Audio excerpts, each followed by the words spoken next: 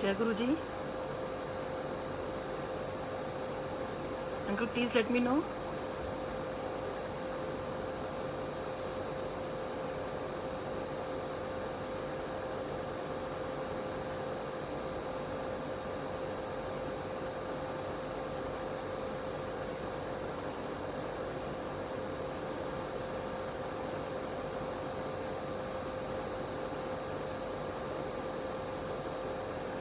जय गुरु जी।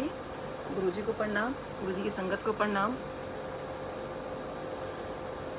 गुरु जी का बहुत बहुत शुक्राना और गुरु जी के सेवक पेज का भी बहुत शुक्राना जिन्होंने मुझे यहाँ इनवाइट किया और गुरु जी का सत्संग शेयर करने का मुझे मौका दिया।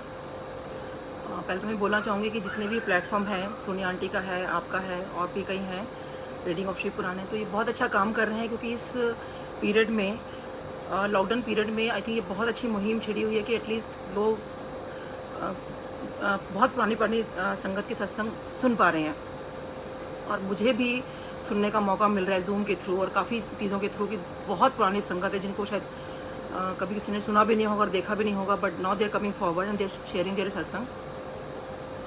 तो मेरी सबसे ये रिक्वेस्ट है, जो नई पुरानी संगत है वो प्लीज़ कम फॉरवर्ड। जैसे हिना आंटी ने भी आज ये बात बोली थी कि वो अपना सत्संग शेयर करें क्योंकि सुनने वाले का भी भला है और सुनाने वाले का भी भला है, दोनों तरफ से ही कल्याण होता है। और तभी गुरुजी ने ये बात बोली थी कि सत्संग शेयर किया करो और संगत जोड़ो। तो संगत जी, मैं अब शेयर करती हूँ कि मैं किस तरह से गुरुजी से जुड़ी। 2001 से ही गुरुजी का तरफ से मैं बुलावा आ रहा था कि हमें वहाँ जाना है। पाल आंटी हैं तो उन्होंने मुझे बोला कि क्योंकि मेरी sister in law she was not getting married, तो उन्होंने बोला कि वहाँ जा, तेरी सिस्टर की इन लॉ की शादी हो जाएगी। तो मैंने कहा नहीं, मुझे नहीं, आई वॉज इंटरेस्टेड एक्चुअली, और बट मेरे हस्बैंड ने कहा कि नहीं, मैं किसी इंसान के आगे माथा नहीं टेकूंगा, और वो नहीं गए। तो 3 साल हमारे 2001 निकला, 2 निकल गया, 3 निकल गया, जब 4 आया तो संगत जी मेरी 7th मई को मेरे हस्बैंड की और मेरी लड़ाई हो गई बड़ी ज़बरदस्त। वो लड़ाई इतनी चलती रही, मैं अपनी मम्मा के घर थी, 7th और 8th मई को फ़ोन पे लड़ाई चल रही है हम लोगों की, और मैं अपने घर आई 8th को, और दोपहर में पाल आंटी मिलने आए थे मम्मी से भी। तो उन्होंने मुझे एड्रेस दिया था एम्पायर स्टेट का कि देखिए एम्पायर स्टेट का एड्रेस है, देख लेना, जब तुम्हारा मन करे तो चले जाना। तो ठीक है, मैंने एड्रेस लिया, लड़ाई के बारे में किसी को कुछ नहीं बताया और मैं अपना घर आ गई। लड़ाई हमारी फ़ोन पे चल रही है, दोनों हस्बैंड वाइफ की।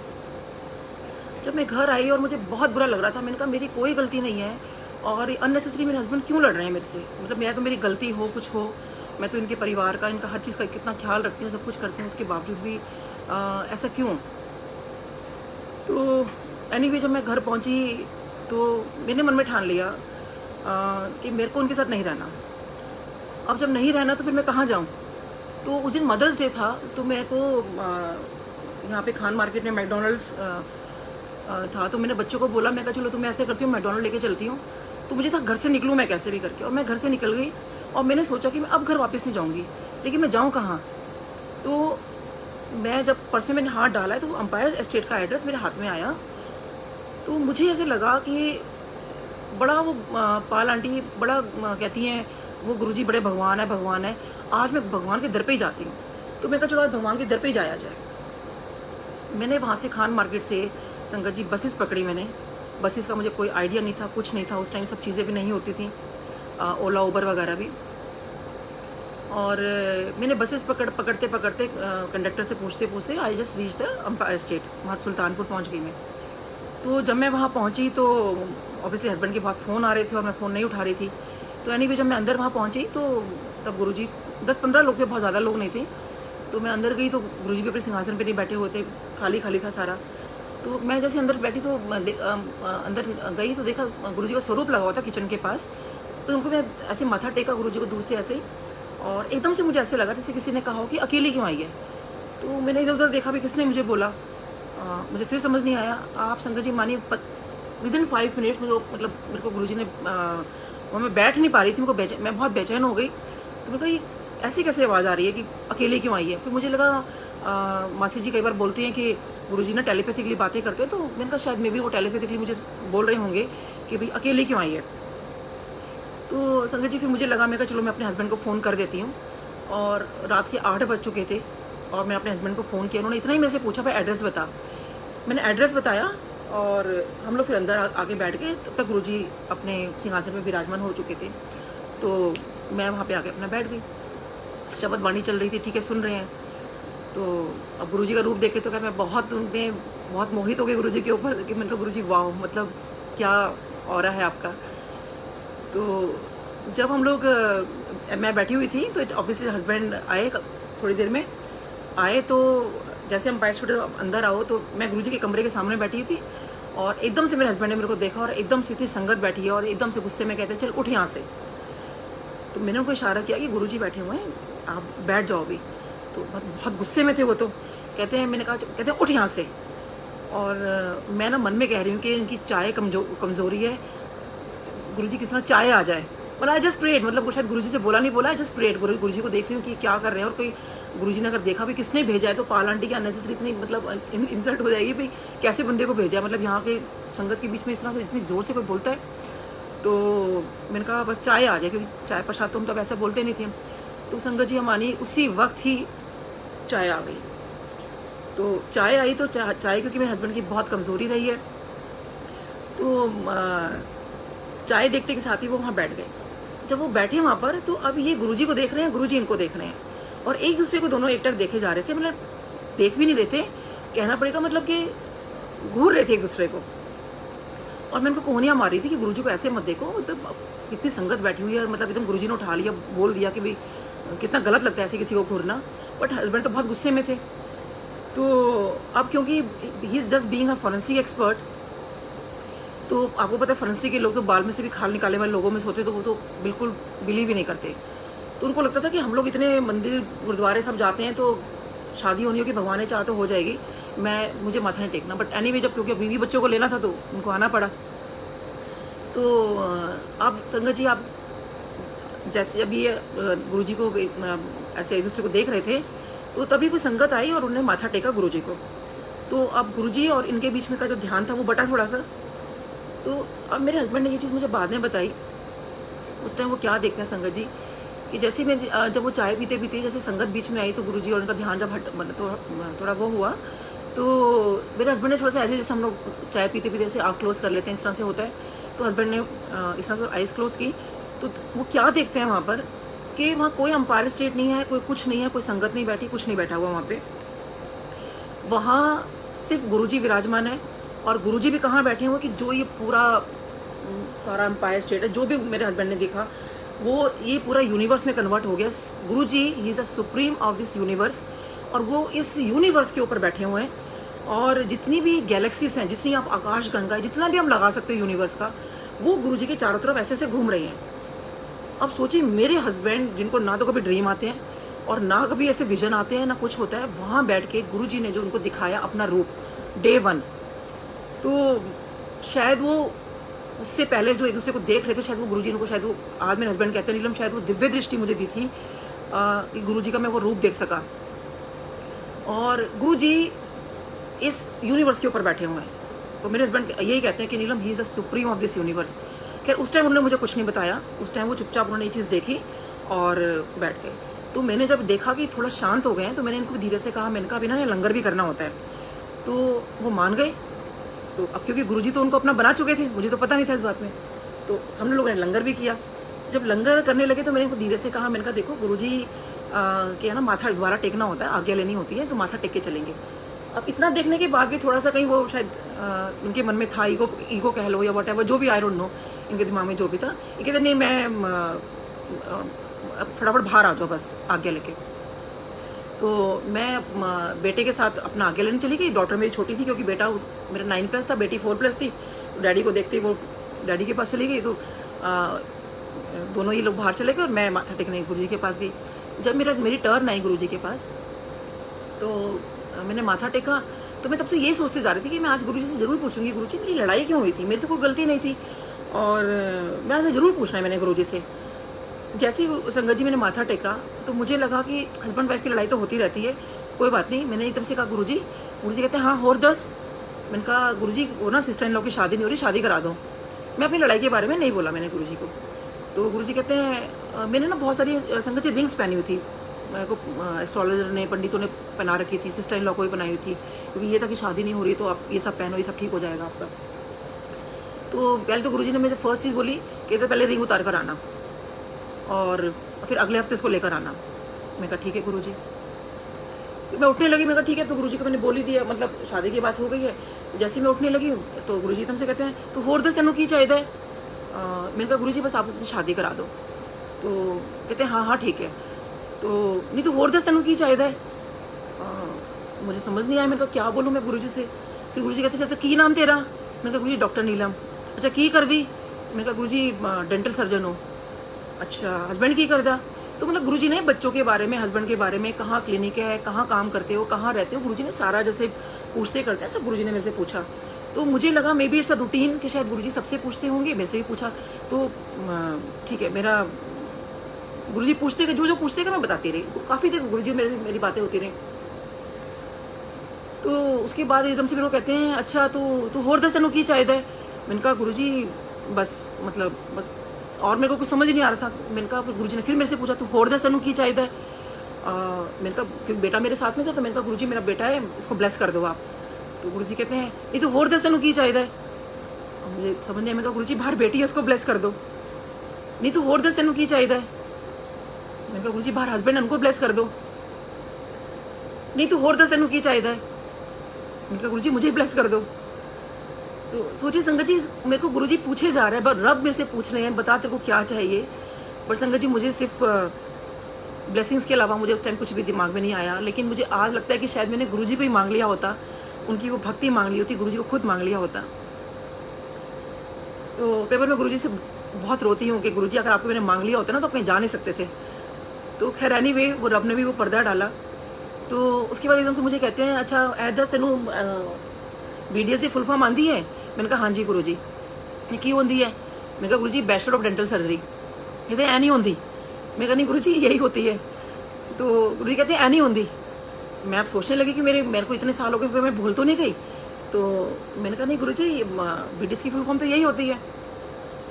तो थोड़ी देर में कहते हैं कि नहीं BDS की फुल फॉर्म होती है 32 दांता सर्वनाश। तो मेरे को बहुत अजीब लगा संगत जी, मुझे अच्छा नहीं लगा गुरुजी ने जब मेरे को ऐसे बोला, क्योंकि 4 दिन पहले पाल आंटी किसी डेंटिस्ट को लेके गई थी, तो उनको भी उन्होंने ऐसे ही बोला था। तो मैं उनसे पूछ रही थी कि गुरुजी ने ऐसा क्यों बोला उनको। तो कहते हैं कि ऐसी खराब डॉक्टर होगा ना इसलिए बोल दिया होगा। तो मैंने वो अपने ऊपर ले लिया कि भाई मैं भी ऐसी डॉक्टर हूँ।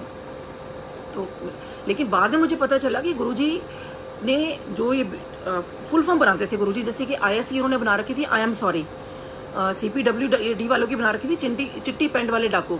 तो ऐसे बहुत सारी थी जो गुरुजी ने फुल फॉर्म बना रखी थी। तो मुझे उस टाइम तक पता नहीं था।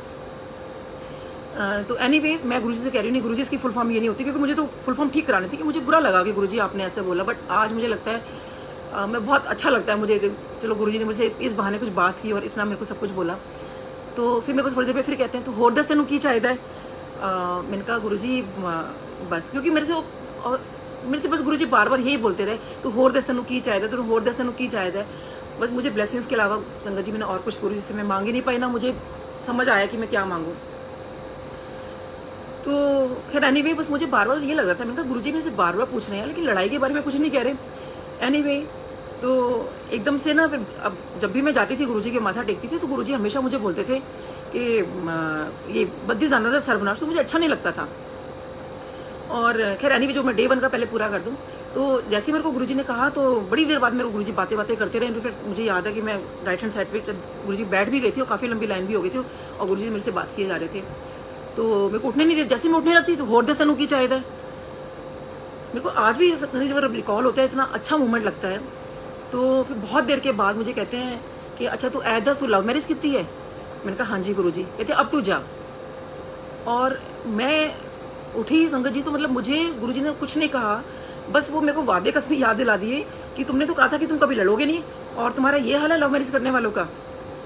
एनीवे संगत जी फिर उसके बाद मैं मतलब सोच के अच्छा ठीक है गुरुजी, हालांकि लड़ाई अभी भी होती है लेकिन वो लड़ाई शायद मेरी it was a blessing in disguise कि वो लड़ाई हुई और मैं वहाँ पहुँची। तो संगत जी फिर उसके बाद हमारा जाना शुरू हो गया। और मैं जब भी जाती थी माथा टेकती थी गुरुजी के यहाँ, तो गुरुजी हमेशा मुझे बोलते थे 32 दांता सर्वनाश। मुझे संगत जी अच्छा नहीं लगता था। तो एक दिन गुरुजी अपने रूम में जा रहे थे। रूम में जाते जाते हम लोग खड़े हो जाया करते थे। जब वो खड़े मतलब हम जो रूम में जाते, तो जैसे उन्होंने मुझे देखा 2 कदम पीछे आए और एकदम से मुझे कहते 32 दांता था सर्वनाश। तो मैंने कहा, मैं मन में कह रही, मैंने कहा गुरुजी वहाँ तो 4 लोगों के बीच में कहते हैं, सारी संगत के बीच में आप कह रहे हो, मतलब व्हाट इज दिस। तो गुरुजी ने स्माइल किया और अपने रूम में चले गए। तो उसके बाद मैं नेक्स्ट टाइम कुछ सोच के गई। मैंने कहा गुरुजी आज ज़रूर बोलना। तो जैसे मैंने संगत जी माथा टेका तो गुरुजी ने एज यूजुअल बोला 32 दांता था सर्वनाश। तो मैंने कहा नहीं गुरुजी, इसकी फुल फॉर्म होती है 32 दांतों का सही इलाज मैं कर सकूं, इसका मुझे आप आशीर्वाद दीजिए। वो मेरा ऑटोमेटिक मुंह से निकला। तो लेकिन 32 दांतों का सही इलाज गुरुजी, ये इसकी फुल फॉर्म होती है। तो गुरुजी संगत जी इतने खुश हुए ये सब सुनने के बाद। और मुझे अभी भी वो चीज़ ध्यान आ रही है, just getting the goosebump also. मतलब मैं जब भी किसी को सुनाती हूँ या ये याद करती हूँ तो मुझे वो चीज़ एकदम याद आ जाती है कि कैसे गुरुजी ने मुझे बोला था, कितने खुश हुए थे गुरुजी उस टाइम मेरे से। तो अच्छा, उसके बाद फिर गुरुजी ने मुझे वो बात कभी नहीं बोली। शायद गुरुजी चाहते थे कि मैं 32 दांतों का सही इलाज वाला उनसे ब्लेसिंग्स ले लूँ, और उन्होंने मेरी उस चीज़ को ब्लेस किया। इस तरह संगत जी हमारा गुरुजी से चलता रहा। अब मैं आपको बताती हूँ कि कैसे गुरुजी ना, आप जैसे कई लोग हम मेरे को ये कहते हैं कि आंटी आप तो पुरानी संगत हो, नई संगत है हम लोग। तो आपको संगत जी एक चीज़ बता दूँ कि नई और पुरानी संगत कुछ नहीं होती है। क्योंकि एक बार क्या हुआ कि मेरे हस्बैंड को था कि वो बिज़नेस करना चाह रहे थे। इससे आपको आंसर मिल जाएगा कि देखो हम लोग गुरुजी से कब से जुड़े हमें खुद नहीं पता, बट थोड़ा सा बस हमें प्रिविलेज मिल गया कि हाँ गुरुजी ने हमें दर्शन दे दिए। बट वो भी गुरुजी जानते हैं कि किसको देना था किसको नहीं। तो जब मेरे हस्बैंड को दिमाग में ये आया कि मुझे तो बिज़नेस करना है, तो मैंने कहा ठीक है, मुझसे मत पूछो, आज आप गुरुजी के पास जा रहे हो ना, गुरुजी से पूछ लेना कि मुझे बिज़नेस करना है, मैं क्या करूँ। तो शाम को जब संगत जी गुरुजी के पास उन्होंने माथा टेका, तो एकदम से कहते हैं कि उन्होंने कहा गुरुजी मुझे ना ऐसे बिज़नेस करना है। तो एकदम से गुरुजी को इतना गुस्सा चढ़ा, एकदम से आगे आए और कहते हैं मैं तेनों डॉक्टर बनाया, तू बिज़नेस करेगा। अब मेरे हस्बैंड तो एकदम से ही वाज टेकन अबैक कि ये क्या हुआ एकदम से, मतलब इतनी जोर की डांट पड़ी मेरे को। तो मतलब कहते हैं मैं तेनों डॉक्टर बनाया, तू बिज़नेस करेगा। लोकी वेखी एनू, और कि मैं एनू डॉक्टर बनाया और ये बिज़नेस करेगा। अब मेरे हस्बैंड को लगा, मैंने कहा उस टाइम तो मेरे हस्बैंड को बहुत वो हुआ कि भाई इतना गुस्सा। तो बस गुरुजी ने यही बात बार बार बोली कि मैं तेनों डॉक्टर बनाया, तू बिज़नेस करेगा। तो मेरा यहाँ कहने का मतलब है संगत जी कि मेरे हस्बैंड कहाँ 76 में एडमिशन लिया था, 76 में वो उन्होंने मेडिकल में एडमिशन लिया है, और कब हमें गुरुजी मिल रहे हैं, ये बात 2004 में हमें बोल रहे हैं कि मैं तेनों डॉक्टर बनाया। तो उन्हें डॉक्टर बनाने वाले वो हैं, हम कुछ नहीं कि हम लोग अपने आप से बन गए या हमारा कुछ है। तो सोचिए गुरुजी तो तब से हमसे जुड़े हुए हैं, बस उन्होंने बुलाया हमें बाद में। तो बस सोच के हमें तब ये लगा कि गुरुजी, मैंने तो यही बोला, मैंने कहा गुरुजी तब क्यों नहीं बुलाया आपने। मैं मन में सोचा जब हस्बैंड ने मुझे ये बात बताई। तो संगत जी ये कभी नहीं सोचेगा कि हम गुरुजी से, अब नई संगत पुरानी संगत, गुरुजी सबको बहुत प्यार करते हैं। इनफैक्ट मुझे लगता है कि नई संगत को बहुत ज़्यादा करते हैं, क्योंकि देखिए हमने तो देख कर भी शायद उनको उस तरह से रब नहीं मान पाए, आप तो बिना देखे उनको रब मान रहे हो, तो कितनी बड़ी बात है।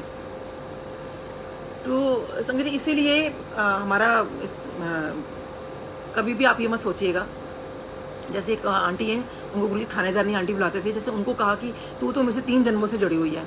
तो कब कहाँ हम लोग कैसे जुड़े हैं हमें खुद नहीं पता।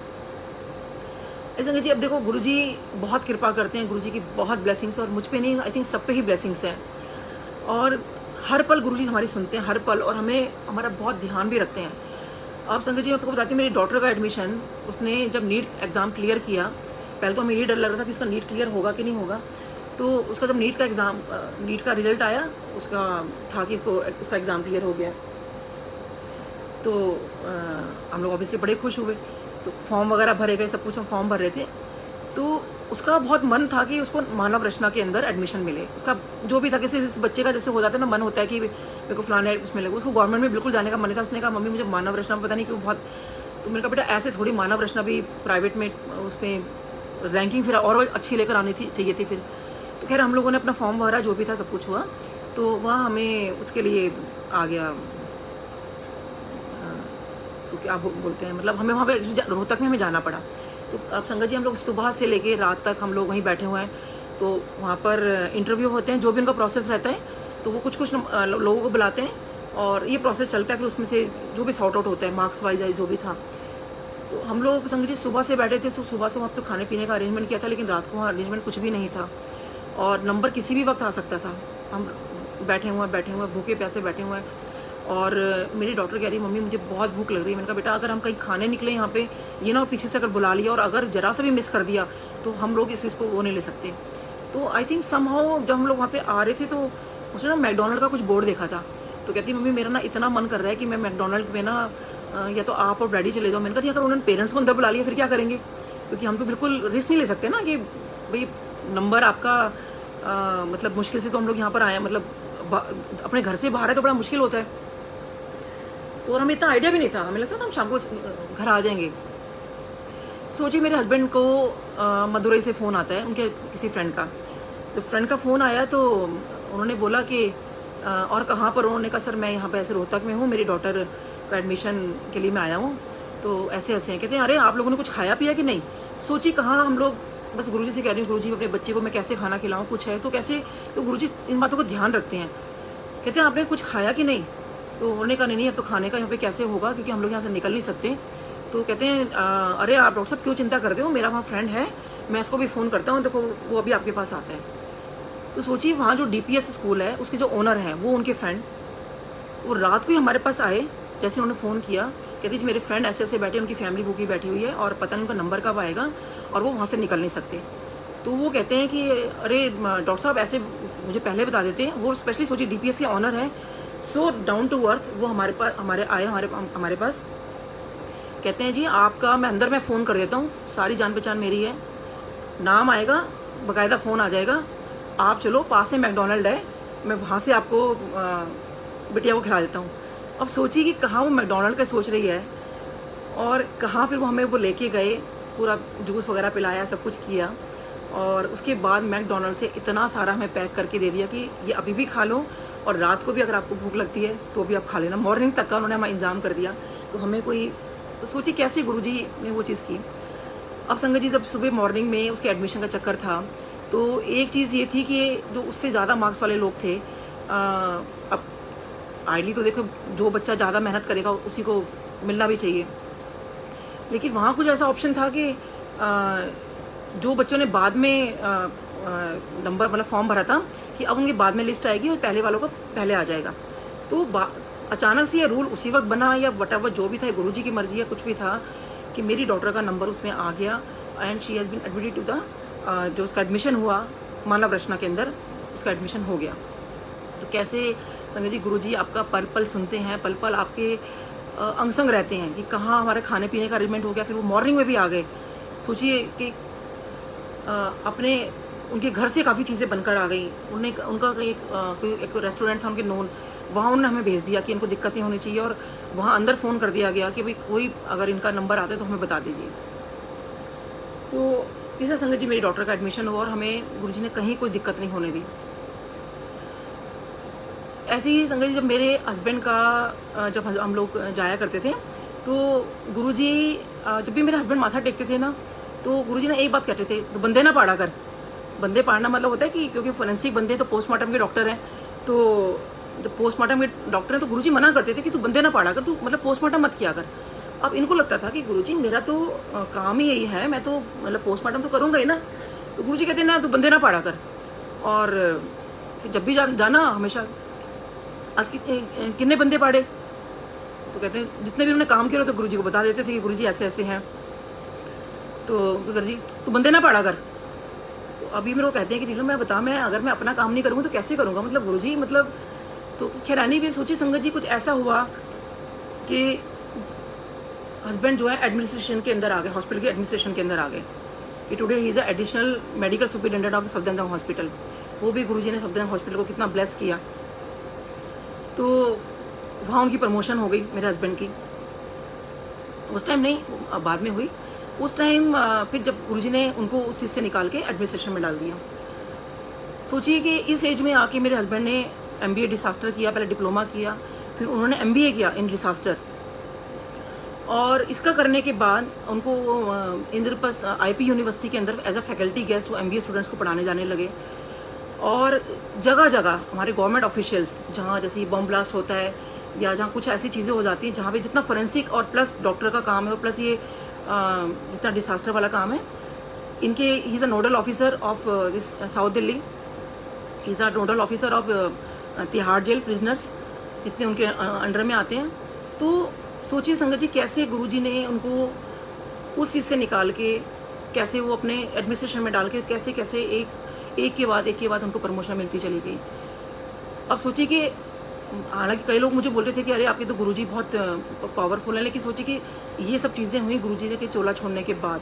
उस टाइम गुरुजी ने बोला था कि ये सब काम ये नहीं करना, और वहाँ से गुरुजी ने इनको वो चीज़ कर दी। और आज की डेट में इतना हाई पोस्ट पर मेरे हस्बैंड हैं, as additional medical superintendent of Safdarjung hospital, जो कि और कितना इस वक्त कोविड का चल रहा है तो पूरा भार उनके ऊपर है।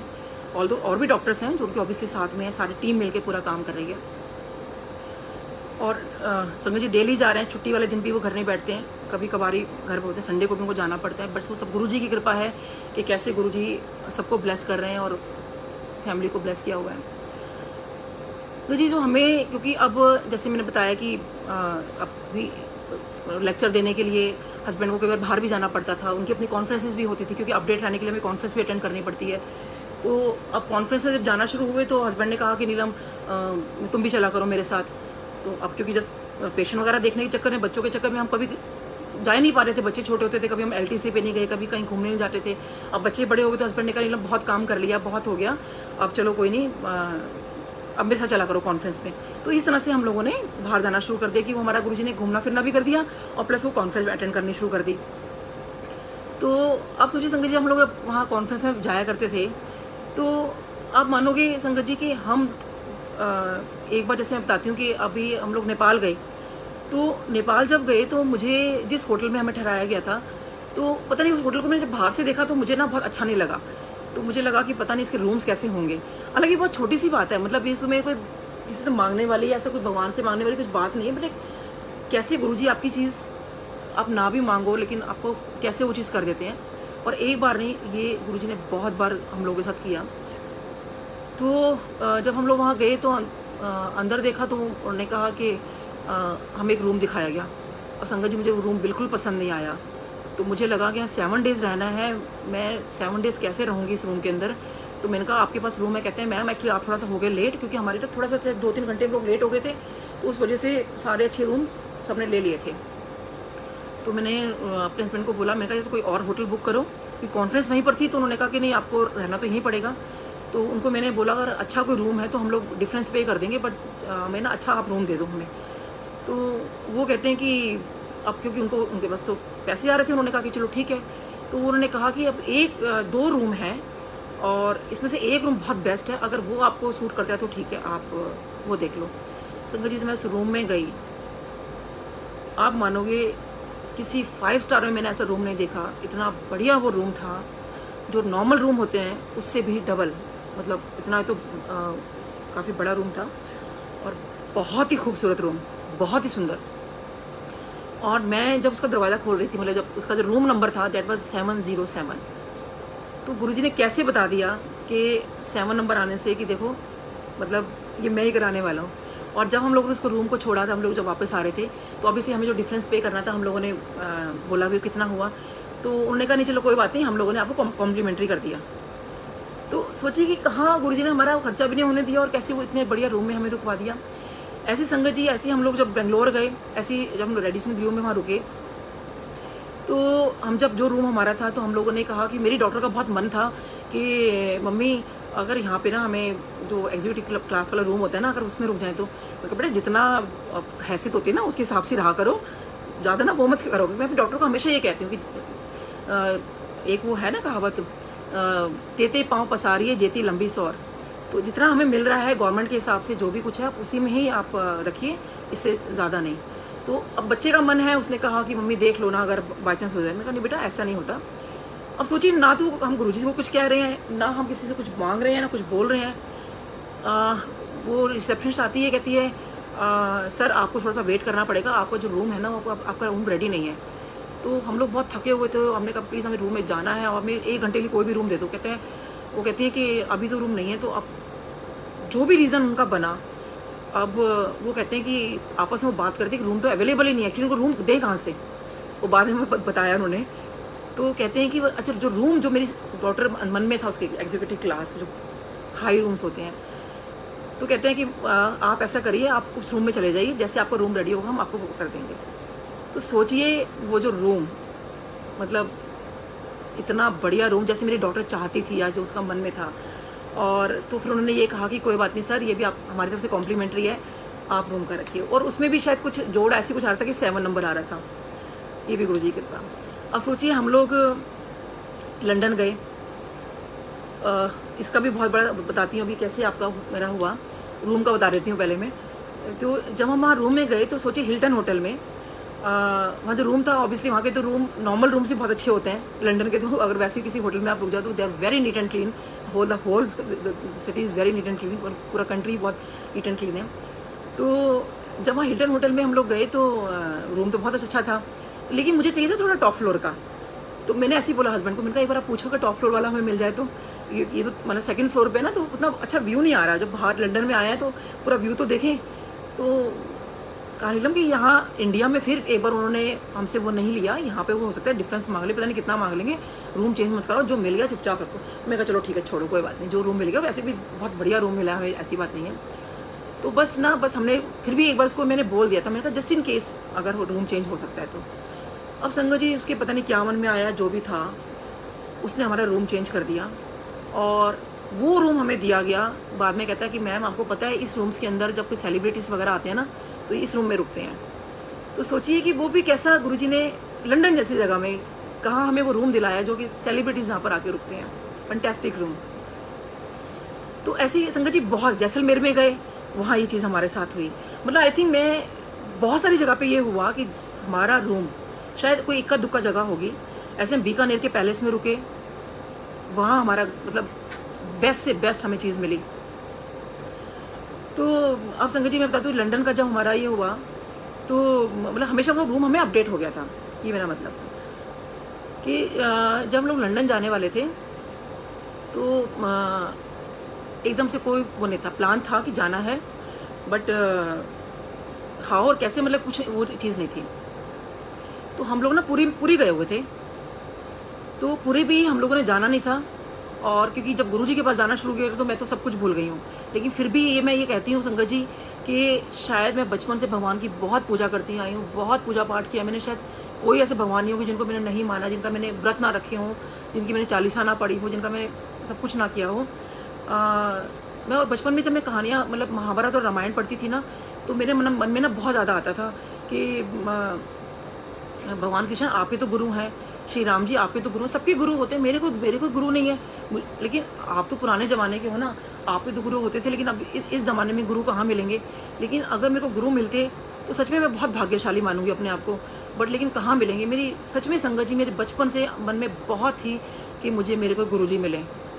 तो संगत जी शायद मैंने साईं बाबा, माता रानी, सबका मैंने इतना वो किया है कि मुझे मेरे आज गुरु जी शायद उस पूजा का ही नतीजा है कि मुझे गुरु जी स्वरूप में ही मिले मेरे को। तो और वो भी खुद साक्षात भगवान। तो संगत जी जब हमारा, मैं बता रही थी कि जब हम लोग पुरी गए थे तो हमारा पुरी जाने का वो नहीं था, लेकिन फिर भी ये था कि चलो भगवान के वहाँ पे जब कोई कहीं पे बुलावा आता है और वो भी ऐसा कि जब आप जाना नहीं चाहते और कहीं से आपके प्रोग्राम बन जाते हो इस तरह से। तो सोचिए संगत जी हम लोग वहाँ पे गए तो एक दिन पहले अगर आपको अभी याद होगा कि बुलबुल साइक्लोन की फोरकास्ट हो गई थी कि बुलबुल साइक्लोन आने वाला है। और जिस दिन ही बुलबुल साइक्लोन आना था हम मॉर्निंग में, हमारी ही उसी दिन की फ़्लाइट थी। एक दिन पहले मेरी डॉटर की जो फ्रेंड है उसका मैसेज आता है कि यहाँ पे इलेक्ट्रिसिटी बंद हो गई है, सब कुछ बंद हो गया है और देखो अगर आपके पेरेंट्स से कैंसिल हो जाए तो उसने कहा कि मम्मी वहाँ तो बहुत बुरा हालत है और मतलब मे भी आप देखो अगर कैंसिल हो जाए तो। मैंने हस्बैंड को बोला, उन्होंने कहा नीलम के देख पूरी से बुलावा है भगवान जी का, मतलब तो अब पता नहीं, देखते हैं चलो कोई नहीं। तो हम लोगों ने सोचा कि चलो चलते हैं, क्योंकि थोड़ा मुश्किल हो जाता है ना टिकट कैंसिल करना हो सब कुछ करके। और बहुत मन में भी था कि चलो अभी दर्शन भी करने थे हमें जगन्नाथ जी के। उनको मैंने हाथ जोड़े, मैंने कहा जगन्नाथ जी अगर आप बुलाना चाहते तो आप देख लो, सब मौसम सब ठीक कर देना। तो एनीवे तो हम लोग वहाँ पे हम लोग चले गए। अब बच्चों को भी बहुत टेंशन थी कि भाई साइक्लोन, क्योंकि शाम का था साइक्लोन। तो ये था कि चलो प्रिकॉशन ले लेंगे, कहीं बाहर नहीं निकलेंगे, कुछ नहीं करेंगे। सोचिए संगत जी, जब हम लोग पूरी गए हैं शाम को, और वो भी जहाँ हमें कॉटेज हमें हमारा अरेंजमेंट हुआ था वो बीच के पास हुआ था, और मतलब जो उसी जो जहाँ हम रुके थे उसी का अपना वो बीच के साथ ही था वो। तो हम लोग वहाँ पे शाम के टाइम में बीच पे चले गए, और संगत जी मैं बिल्कुल भूल गई कि बुलबुल साइक्लोन की फोरकास्ट है और वो भी आ सकता है यहाँ पर। और हम लोग वहाँ पे 2 घंटे आराम से बैठे रहे बीच के ऊपर, बीच के पास मतलब। और फिर अपने अपने रूम में आए, और रूम भी जब बाहर हमारा लॉन था, लॉन में हम लोग बैठे हुए हैं, तो देखा कि चाय और पकोड़े शाम का वो सर्व कर रहे हैं।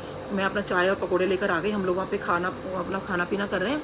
अचानक से ही मौसम में बदलाव हुआ संगत जी। जैसे ही बदलाव हुआ तो जो स्काई था वो एकदम पिंक कलर का हो गया, पक्षी इतने चहचहाने लगे, हवाएं बहुत तेज तेज चलने लगी, और संगत जी इतना सुंदर वेदर हो गया, इतना सुंदर वेदर हो गया, मैंने ऐसा वेदर कभी नहीं देखा अपनी लाइफ में।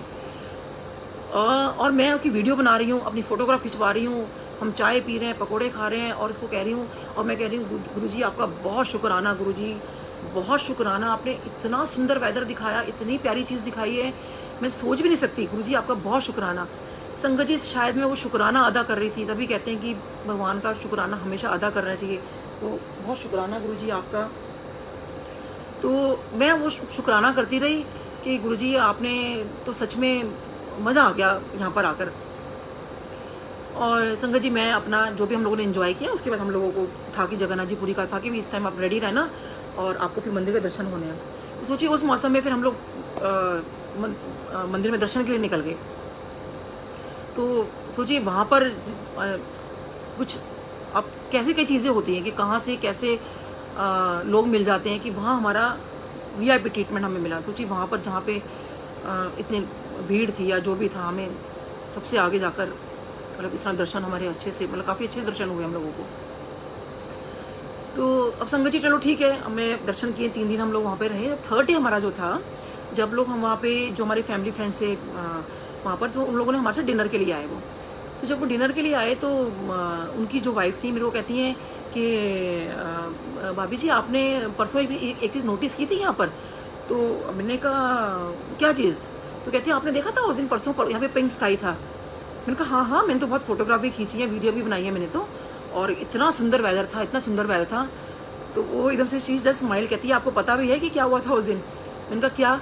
तो कहते हैं कि जिस वक्त आपकी बात कर रहे हो ना, जिस वक्त की, उस वक्त बुलबुल साइक्लोन जो होता वहाँ से क्रॉस कर रहा था। सोचिए संगत जी, मैं उस वक्त बिल्कुल भूल गई कि बुलबुल साइक्लोन वहाँ से क्रॉस कर रहा है, हम यहाँ एंजॉय कर रहे हैं, इतना सब कुछ कर रहे हैं, और वहाँ से बुलबुल साइक्लोन जो था वहाँ से क्रॉस करके चला गया, और गुरुजी ने हमें कुछ भी नहीं होने दिया। तो बहुत शुक्राना गुरुजी, क्योंकि ये बात मुझे बाद में पता चली, और जब मैंने वाकई टीवी में न्यूज़ देखा और सब कुछ करा कि वो वहाँ पे हिट नहीं हुआ, जबकि न्यूज़ पूरी थी कि वहाँ हिट हो सकता है, लेकिन वहाँ हिट नहीं हुआ और वहाँ से वो क्रॉस होके चला गया। तो संगत जी सोचिए गुरुजी कैसे अपनी संगत की रक्षा करते हैं। बस आपको उन पर पूरा सरेंडर करना है और शुक्राना करना है। तो उसके बाद संगत जी ये चीज़ हुई। अच्छा, जब हम लोग वहाँ पर थे तो तब पता लगा कि आपको ना ये लंदन जाने के लिए वीज़ा लगवाना है। तो संगत जी जब तक हम लोगों ने वहाँ से आना था, और वीज़ा हमें नवंबर एंड तक हमें लगना था, तो हम तो आई थिंक 18-19 तारीख को ही पुरी में थे शायद, जहाँ तक मुझे याद आ रहा है। हाँ जी। तो अब आपको भी पता ही होगा कि जब वीज़ा लगता है तो कम से कम 15 दिन का नॉर्मल तो लगता ही दिन चाहिए हम लोगों को। अब हम वहाँ से आए, हम लोगों ने वो किया, अप्लाई किया, सब कुछ किया। ये करते करते और हफ्ता निकल गया, तो हमारे पास खाली हफ्ता ही बचा था। हफ्ते में अब वीज़ा कैसे लगेगा?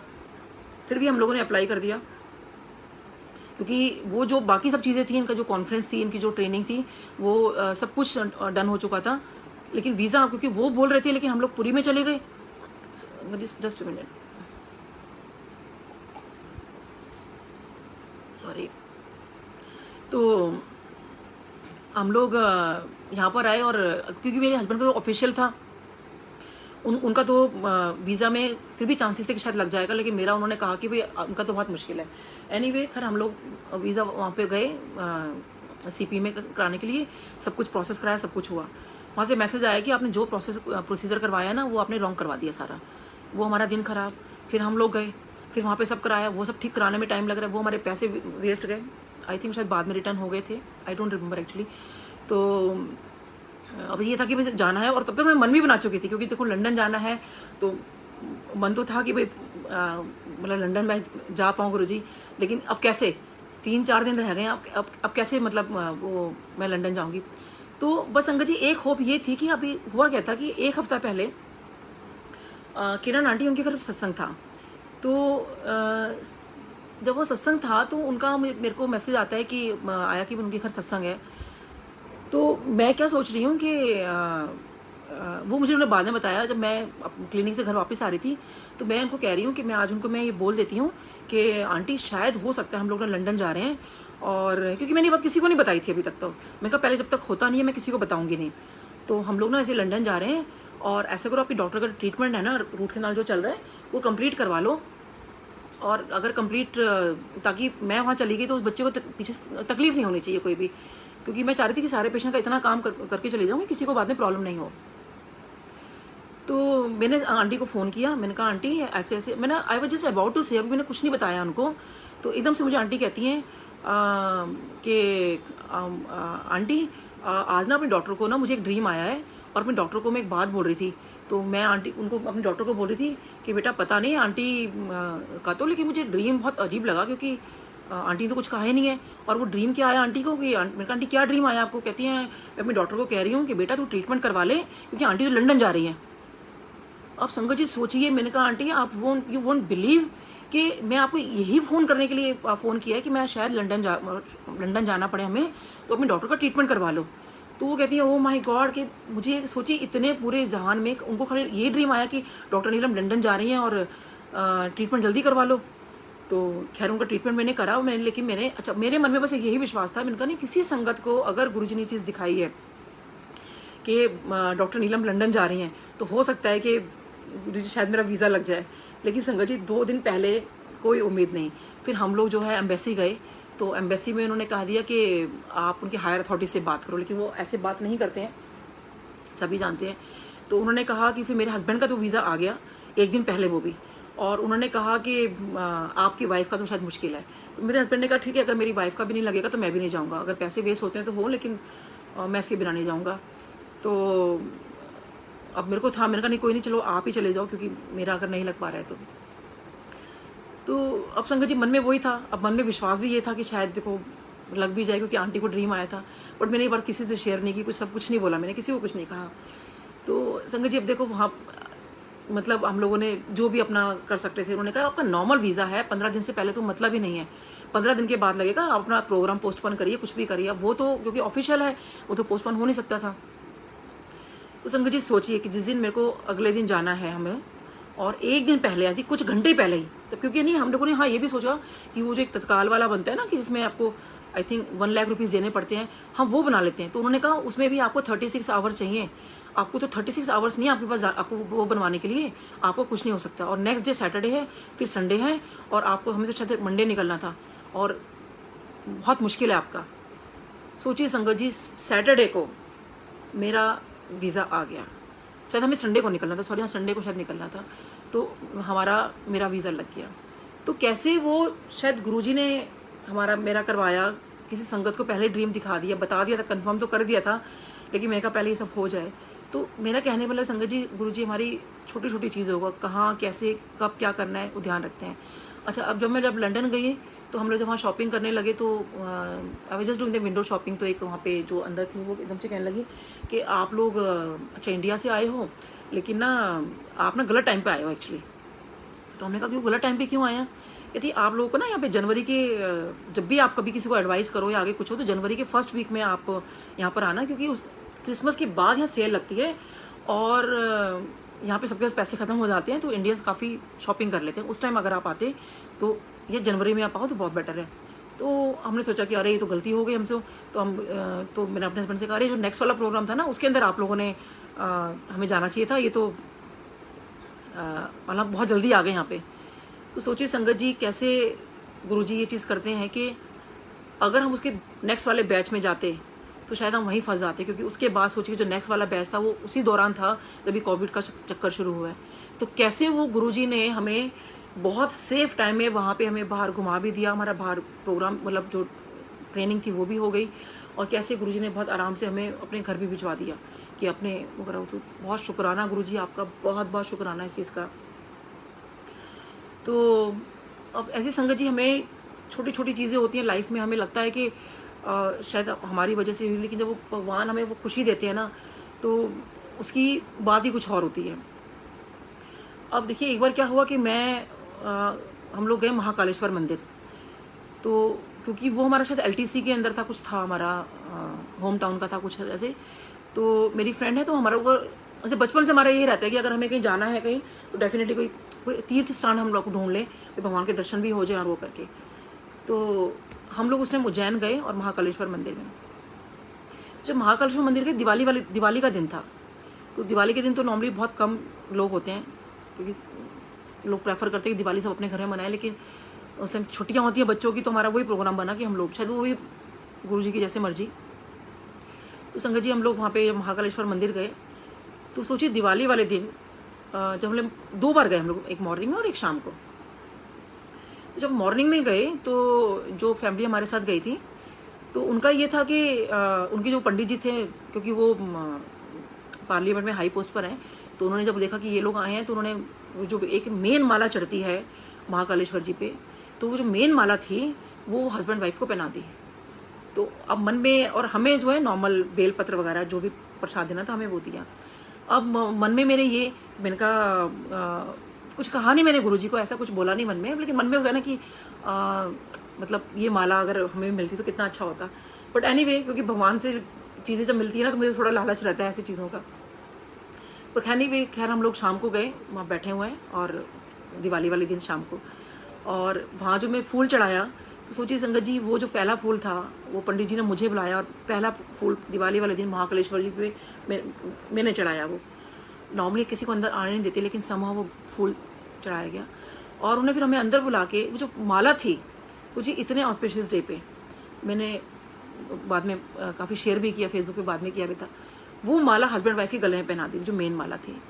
तो मुझे इतनी खुशी हुई, मतलब कि मतलब गुरुजी आपका बहुत शुक्राना, मतलब आप हर जगह इतना स्पेशल फील करा देते हो, किसी मंदिर में जाओ, कहीं जाओ, क्योंकि हालांकि बातें बहुत छोटी छोटी होती हैं, लेकिन जब आप वाकई ये सब चीज़ें होती हैं तो लगता है नहीं गुरुजी शायद हमारा ना हर चीज़ सुन रहे हैं, क्योंकि ये छोटी छोटी हम बातें जब भगवान से मांगते हैं कि हमारा ऐसे हो जाए, हम मांगते भी नहीं है, कई बार अंदर से सिर्फ एक ख्याल आता है कि भी हाँ इस तरह से वो कर लें। तो बहुत शुक्राना गुरुजी का। ऐसे ही हम लोग नेपाल के थे, पाशुपतिनाथ मंदिर में भी इतनी भीड़ के अंदर हमें को बुलाया, एकदम से इशारा किया, वहाँ हम गए, और रुद्राक्ष की माला, पंडित जी को कहते हैं कि मुझे नहीं पता, मुझे अंदर से आवाज़ आई कि इनको रुद्राक्ष की माला दो, इस कपल को रुद्राक्ष की माला देनी है। तो सोचिए, हम हस्बैंड वाइफ को अंदर से पशुपतिनाथ के मंदिर से मिली हुई रुद्राक्ष की माला, ओम नमः शिवाय का वो जो कुछ उन्होंने दिया प्रसाद, डायरेक्ट हमें वहाँ से मिला, सब गुरुजी की कृपा। तो ऐसी संगत जी, अब बहुत ब्लेसिंग्स है गुरुजी की। शायद वो जो ब्लेसिंग्स मैंने मांगी थी कि आपकी हमेशा ब्लेसिंग्स रहे हमारे पे, शायद वो यही ब्लेसिंग करते हैं कि हर जगह बहुत स्पेशल फील करा देते हैं।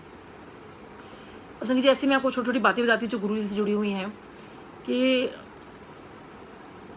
जब गुरुजी के पास हम लोग जाया करते थे, तो एक बार क्या हुआ, मेरे हस्बैंड के ना बहुत पेट में दर्द हो रहा था, मतलब उनको इतना ज़्यादा पेन था कि उनका कोई डायग्नोसिस नहीं हो पा रही थी।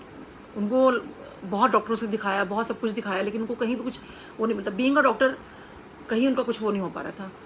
तो मैंने कहा एक काम करो, आप ना गुरुजी को बोल दो कि आपका बहुत पेट में इस तरह से प्रॉब्लम हो रही है।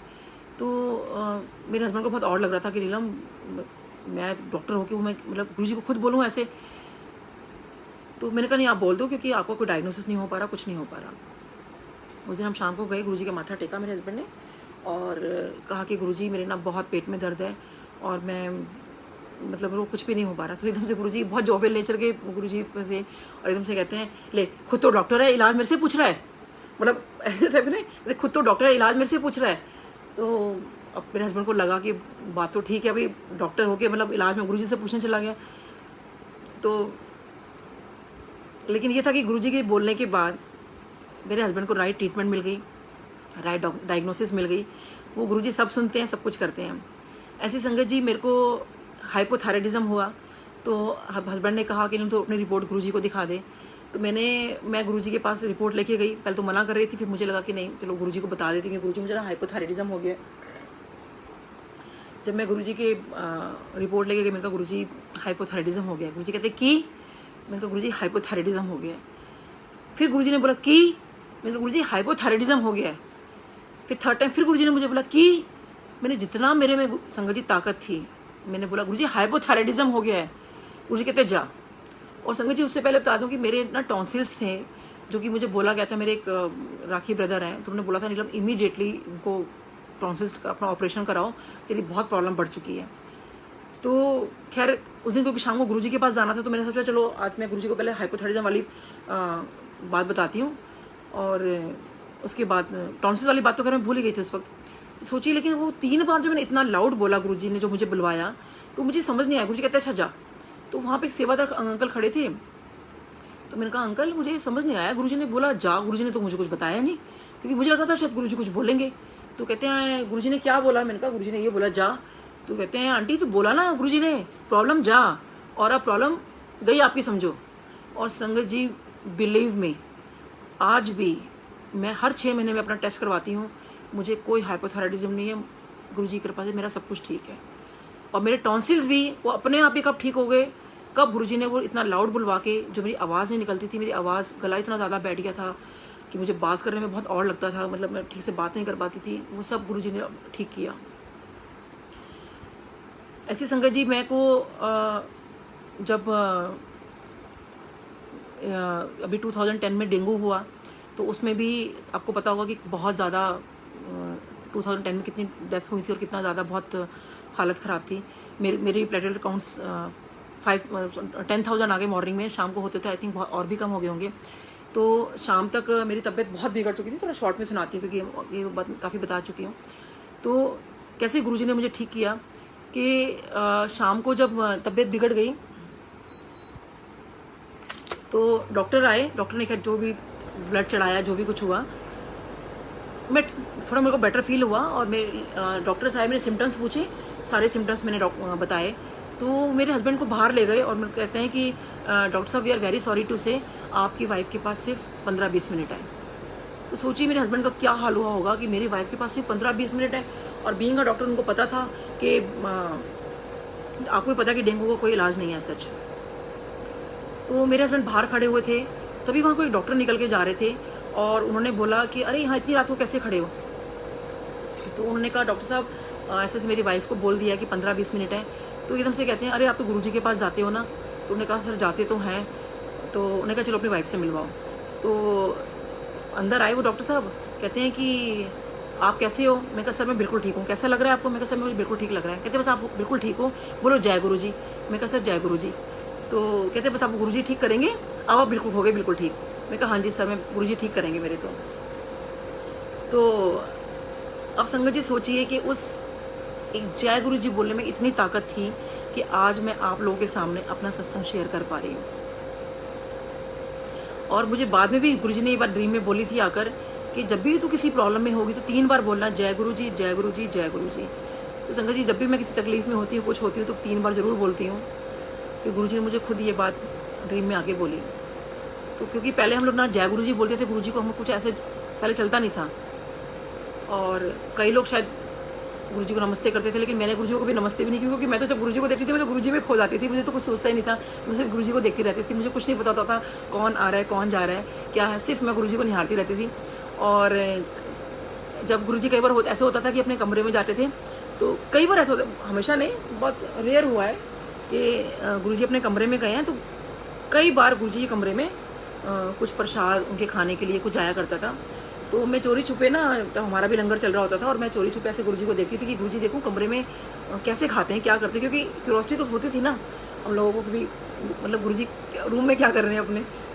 तो एकदम से ना गुरुजी की नज़र मेरे पे पड़ती थी ऐसे, और मैं एकदम से आंखें ऐसे कर लेती थी, गुरुजी ने मुझे देख लिया, मैं उनको देख रही हूँ। फिर चोरी छुपे फिर देखती थी, फिर गुरुजी देख रहे होते थे। तो मुझे बाद में जब ये पता चला कि गुरुजी मुझे नहीं, और ये क्योंकि ये चीज़ मैंने बहुत लोगों से सुनी कि सब लोग ये सोचते थे कि देखें गुरुजी कमरे में क्या कर रहे हैं, और गुरुजी सबको देख रहे होते थे। अब खैर गुरुजी की नज़र तो सब पे ही है, लेकिन उस टाइम हम लोग को समझ नहीं आता था ना ये चीज़, तो लगता था हमें देख रहे हैं गुरुजी। खैर एनीवे वो गुरुजी की छोटी छोटी चीज़ें, गुरुजी के रूम में झांकना, गुरुजी को देखना, सब कुछ करना बहुत मैं सच में बताऊँ तो बहुत मिस करती हूँ गुरुजी को ये सब चीज़ों के लिए। बट गुरुजी अभी भी साक्षात हैं।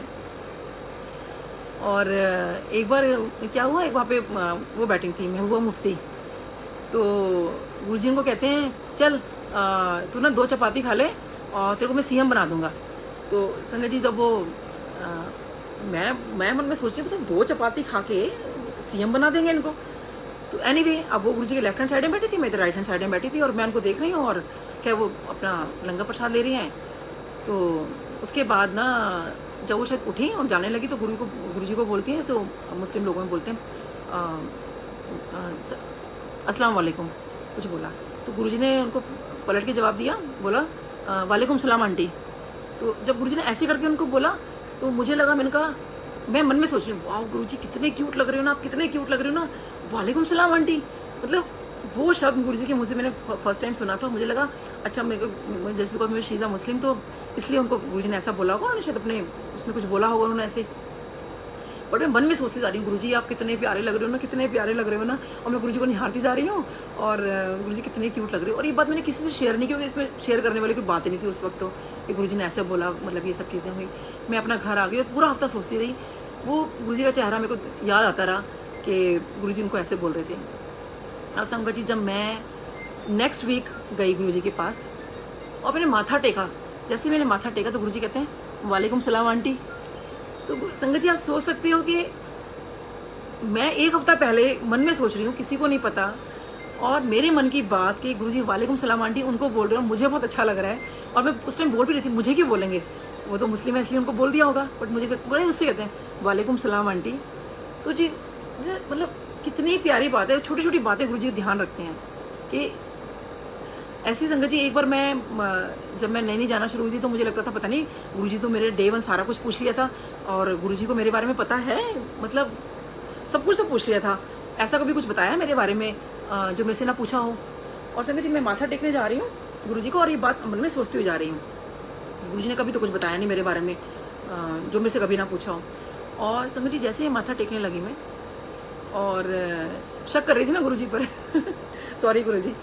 तो एकदम से गुरुजी कहते हैं तू फिर और बता, फिर तू मौलाना आजाद से है? मैंने कहा हाँ जी गुरुजी। और संगत जी मैं एकदम से वो हो गई, सच में कान पकड़े मैंने कि मौलाना आजाद मेडिकल कॉलेज मेरे कॉलेज का नाम है, कि ये तो मैंने कभी बताया नहीं। एक मैं डॉक्टर हूँ, कोई भी डॉक्टर कहीं से कितने पूरे वर्ल्ड में लोग पढ़कर आते हैं, लेकिन मेरी कॉलेज का नाम बता देना। और मैं सोचती जा रही हूँ ऐसा क्या बताया गुरुजी ने कभी।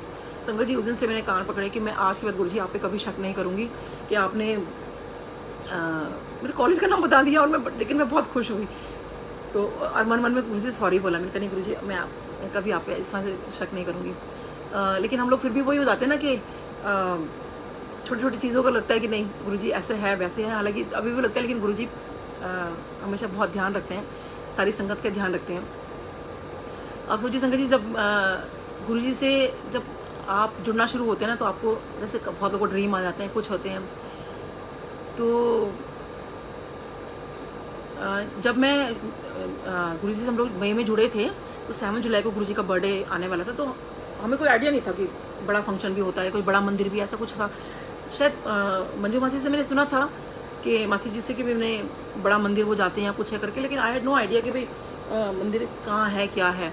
तो मैं सोचती रही अच्छा 7 जुलाई को गुरुजी का बर्थडे, चलो उस दिन देख लेंगे मंदिर कैसा है क्या है, वो मेरा फोन है। तो लेकिन संगत जी उससे पहले ही मुझे कोई ड्रीम आया था जिसमें मैंने बड़ा मंदिर देख लिया था। और जब मैं बड़े मंदिर पहुंची हूँ ना संगत जी, और मैं हैरान थी कि ये तो मैंने पहले देखा हुआ है, कहाँ देखा हुआ है। देन आई रिमेंबर कि अरे मुझे तो ये ड्रीम में पूरा दिख गया था मंदिर, जो बड़ा मंदिर जैसे है पूरा वैसे ही एज इट इज़, कि गुरुजी वहाँ पे खड़े हुए हैं। तो गुरुजी से कुछ कर रहे हैं तो मैं गुरुजी के पास जाती हूँ, अरे गुरुजी आप क्यों काम कर रहे हो, मैं कर देती हूँ। और गुरुजी स्माइल करते हैं। तो कैसे देखो गुरुजी ने जोड़ा मेरे को कि फिर बड़े मंदिर भी बुला लिया इस तरह से। और जब 7 जुलाई को जब बड़े मंदिर हम लोग पहुँचे तो गुरुजी का बर्थडे था, तो ऑब्वियसली गुरुजी का सिंहासन जो शिव मूर्ति के सामने लगाया हुआ था। और उस दिन मौसम बहुत ख़राब था, लग रहा था अब बरसात आएगी, अब बरसात आएगी। और मुझे लग रहा था कि मैंने कहा कि गुरुजी तो बाहर आपका प्रोग्राम है, उस दिन हंसराज हंस भी आए थे, और कि जहाँ गुरुजी की समाधि है एक्चुअली, वहाँ पर उन्होंने लाइव प्रोग्राम किया था हंसराज हंसी ने। तो मैंने कहा सारा लाइव प्रोग्राम होगा, सब कुछ होगा, गुरुजी बाहर बैठे हुए हैं, और अगर बारिश आ गई तो फिर क्या होगा। तो मेरे मन में पता नहीं कि वैसे विचार आए। मैंने कहा नहीं, वैसे तो गुरुजी जिस तरह से आप महापुरुषों, मैंने कहानियों में पढ़ा है कि ऐसा कुछ होता है तो ना आप लोग बरसात वगैरह रोक देते हो। तो संगत जी शायद ये मैं ही नहीं, मतलब अब मैं कितनी पुरानी संगत की जब सत्संग सुन रही हूँ तो सभी का उस दिन ये हो रहा था कि अगर बरसात आ गई तो बरसात आ गई तो। और संगत जी आप मानिए, और गर्मी बहुत थी ऑब्वियसली। तो सोचिए कि बरसात उस वक्त संगत जी सब जगह शायद हुई है, क्योंकि जब हम लोग बाद में निकले हैं सब जगह पानी भरा हुआ था, लेकिन उस वक्त मंदिर में एक बूंद भी पानी नहीं था। और इतना प्यारा मौसम हो गया था, इतना प्यारा हो गया था कि किसको क्या गर्मी लग रही थी, कुछ कोई गर्मी नहीं। इतना हम लोगों ने इस दिन बहुत इन्जॉय किया, बहुत इन्जॉय किया गुरु जी के बर्थडे पर। तो इस तरह से देखो गुरुजी अपना जाने जाने सब हर किसी की सुनते हैं और हर किसी का वो करते हैं। ऐसी संगत जी जब मैं कब हम छोटी छोटी बातों पे हमारा हो जाता है ना, जैसे मुझे तो खैर साईं बाबा का ने बता ही दिया था कि गुरुजी कैसे उनसे 42 बार्स, उन्होंने मुझे ड्रीम में आके साईं बाबा ने ये बात बताई कि तेरे जो गुरुजी हैं वो 42 बार्स ऊपर हैं। तो पूरा ड्रीम में थोड़ा शॉर्ट में बता रही हूँ आपको। तो अभी क्या हुआ संगत जी कि मैं ये चीज़ बहुत शेयर करती हूँ वैसे तो, कि ऐसे साईं बाबा ने बताया आके, क्योंकि मैं उनसे पूछ रही हूँ कि मेरे गुरुजी के बारे में बताओ, क्योंकि मेरे लिए तो था कि साईं बाबा है, गुरुजी है, मतलब साईं बाबा हायर उसमें हैं। तो पहले मैं साईं बाबा को माथा टेकती थी, फिर मैं गुरुजी के पास जाया करती थी। तो कैसे 2 बार मैंने ये सोचा कि अगर तो साईं बाबा और आपके कपड़े एक जैसे होंगे, चोला एक जैसा होगा तो मैं आपको मानूंगी। तो सोचिए संगत जी, उस दिन दोनों बार में जो चोला साईं बाबा ने पहना है वही गुरुजी ने पहना था, सेकंड टाइम भी वही हुआ। तो अभी 2 दिन पहले क्या हुआ, अभी इनफैक्ट संडे की बात है, तो कई बार मन में आ जाता है, मैंने कहा गुरुजी मैंने इतनी संगत को सुनाती हूँ कि आप साईं बाबा, मतलब वैसे तो आप सब एक ही लाइट हो, लाइट बस सभी एक ही हो वैसे तो मुझे मालूम है, कोई शक नहीं है, लेकिन गुरुजी कहीं पता नहीं हल्का फुल्का सा देखो संगत। गुरुजी मुझे माफ़ करें, साईं बाबा मुझे माफ़ करें, क्योंकि ऐसा नहीं है, वो एक ही है। संडे को संगत जी मैं जूम पे किसी आंटी का सत्संग सुन रही थी, बहुत पुरानी संगत है, उनका नाम नहीं लूँगी मैं।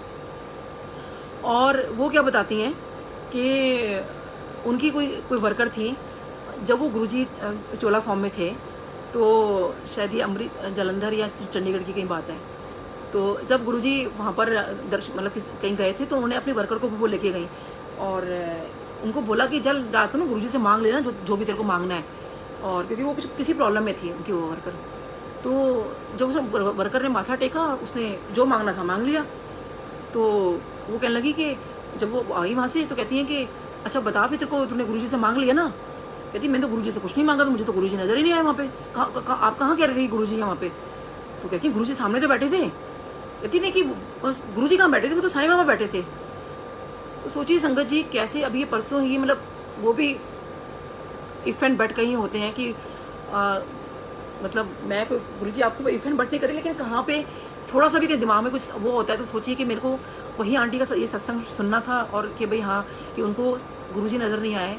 वो क्योंकि साईं बाबा की बहुत बड़ी भक्त थी, उनको उस वक्त गुरुजी ना दिखकर, तभी गुरुजी खुद चोला फॉर्म में थे, उनके सामने हो गई थी और गुरुजी नहीं दिख रहे थे, उनको साईं बाबा दिखे। तो ऐसे गुरुजी आपका हर पल आपका आंसर करते हैं संगत जी, आपका हर पल आपके साथ हैं।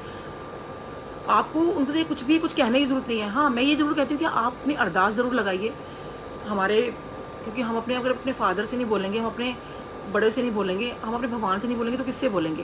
तो संगत जी आप उनसे अरदास ज़रूर लगाइए, बट उनसे यही बोलिए कि आपको जो बेहतर लगता है, क्योंकि जो गुरुजी को ठीक लगेगा वही आपके लिए करेंगे। हम नहीं जानते कि हमारे लिए क्या ठीक है, हमारे लिए क्या चीज़ें हमें वो है। अगर आप गुरुजी पे छोड़ोगे तो आपका सब ठीक होगा। संगत जी मैं आज ही की बात बताती हूँ। कल फादर्स डे पे सत्संग शेयर कर रही थी, तो मैं अपने फादर का कभी सत्संग को शेयर नहीं किया था, लेकिन जब मैंने कल सत्संग शेयर किया और मैंने ये भी बोला कि टचवुड मेरे पापा अब बिल्कुल ठीक हैं। संगत जी मैं इधर से शेयर करके हटी हूँ, थोड़ी देर के बाद ही मेरी सिस्टर का फ़ोन आता है, मतलब रात को कि नहीं, रात के इनफैक्ट 2 बजे, सॉरी मैं सो गई थी, हाँ शाम को नहीं 2 बजे, और कि पापा की तबीयत बहुत बिगड़ गई है और पापा को बुखार आ गया 102। तो मैं घबरा गई, मैंने कहा गुरुजी मैंने आज तो पापा के बारे में शेयर किया है और प्लीज़ मेरे पापा को ठीक रखना। और संगत जी मेरा ना मूड बहुत ज़्यादा ख़राब हो गया कि क्योंकि इस टाइम जैसे कोविड चल रहा है और ये सब चीज़ें बहुत डर लगता है। तो मैंने कहा गुरुजी प्लीज़ मतलब मेरे को जैसे इस यहाँ पे पेज पे आके भी सत्संग भी शेयर करना है गुरुजी, अगर पापा ठीक होंगे तभी मैं कर पाऊँगी ना। लेकिन मेरा मन बहुत ख़राब हो गया कि गुरुजी मैं ऐसे कैसे मेरे से सत्संग शेयर ही नहीं हो पाएगा, मेरे पापा की तबीयत ख़राब होगी मतलब। तो मैंने कहा गुरुजी प्लीज़ आप देख लेना। तो मैंने कल गुरुजी के लिए 4 लाइनें बोली थी और बाई चांस वो लाइनें वो वही थी कि अपने चरना च मेरी अरदास दाता कि मेरा कभी विश्वास ना आप पे डोले। और मैं कह रही हूँ कि गुरुजी देख, मुझे लगा शायद गुरुजी मेरी परीक्षा ले रहे हैं कि देख आज मतलब अगर तेरे पापा की को मैंने इतना ब्लेस कर रखा है, अगर शायद उन्होंने मेरी परीक्षा ली कि तू कह रही कि सत्संग शेयर नहीं कर पाएगी मतलब तेरे को, क्योंकि मेरा मूड बहुत ख़राब हो गया था कि मैंने कहा नहीं, फिर मुझे मन में यही आया, मैं कहा नहीं गुरुजी कैसी भी बात होगी मैं आपका सत्संग जरूर शेयर करूँगी। आपके बारे में आपको गुणगान करना, आपकी बहुत मेहर है जो आपका मुझे नाम लेने की शायद बहुत पुण्य मैंने काम किए होंगे कि आपको गुणगान कर पाऊँगी मैं। तो लेकिन फिर भी गुरुजी आप समझ सकते हो ना, अगर पापा की तबीयत मतलब आप समझ रहे हो गुरुजी, तो आप सोचिए संगत जी सुबह हुए पापा की तबीयत बिल्कुल ठीक है। मैं थोड़ा खुश हो गई, मैं कहा चलो ठीक है। अब शाम दोपहर में होते होते पापा को फिर 103 फीवर आ गया। अब जब फीवर आ गया तो ऑब्वियसली मैं फिर टेंशन में, मैं कहा सत्संग शाम को होने वाला है और मतलब मैं पापा को फिर फीवर आ गया, मतलब कैसे मैं करूं। मैंने डॉक्टर को फ़ोन किया, डॉक्टर अतुल को, और मैंने कहा सर ऐसे बात है, पापा को तो फीवर आ गया। कहते हैं इमीडिएटली कोविड करवाओ आप। तो मैंने कहा सर कोई और सिम्टम्स नहीं है उनको। अब उनका कि आप टेस्ट करवाओ उनका बस, और बाकी टेस्ट भी मैंने कहा सर फिर बाकी टेस्ट भी करवा लेंगे, चलो करवा लो, और क्योंकि एक बार में सब हो जाएगा। अब संगत जी सोचिए शाम को मतलब सब इस चीज़ में सब मैं लगी हुई हूँ कि खैर मैं तो नहीं जा पाई, मेरी सिस्टर ने फिर पापा को लेके गई और सबको मतलब जो भी हुआ। और सोचिए कि आप संगत जी मानते हो कि पता ही कि जो कोविड टेस्ट है वो 1 दिन बाद आता है नॉर्मली और उसमें टाइम लगता है, लेकिन जहाँ वो करवाने गए उन्होंने हाथ रिपोर्ट दे दी। कहते हैं यहाँ बहुत फास्ट चल रहा है क्योंकि बड़े लेवल का कुछ काम शुरू, कल ही उसको मैसेज आया था कि ऐसा किसी को हो तो वो हो जाए। और गुरुजी का बहुत शुक्राना कि मेरी सिस्टर को भी डर लग रहा था, उनके हस्बैंड को भी लग रहा था, जो असिस्टेंट उनका रखा है उनको भी डर लग रहा था कि हम, क्योंकि फादर्स डे पर बड़ा कुछ सेलिब्रेट वगैरह किया था वहाँ पर जाके, पापा के घर के पास ही रहती मेरी सिस्टर, और कि भाई ये तो नहीं कि कुछ वो हो गया हो। लेकिन संगत जी सबका कोविड नेगेटिव निकला है, तो बहुत शुक्राना गुरुजी आपका कि। और ये सुनने के बाद मैं इतनी खुश हो गई मैंने कहा गुरुजी शायद टेस्ट ले रही थी कि देखता हूँ कि तुम मेरा चीज़ करती भी नहीं करती है। मैंने कहा नहीं गुरुजी आपके लिए तो हमेशा सब कुछ। तो संगत जी आई थिंक बहुत काफ़ी टाइम हो गया, शुड आई कंटिन्यू और may be next time uncle please let me no.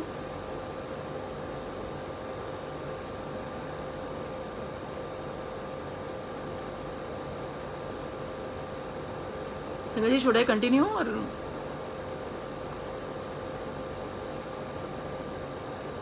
चलिए तक बता रहे हैं, छोटी सी और बता देती हूँ कि संगत जी हम लोगों को भी वहम नहीं करना चाहिए, हमको भी वहमों में नहीं पड़ना चाहिए।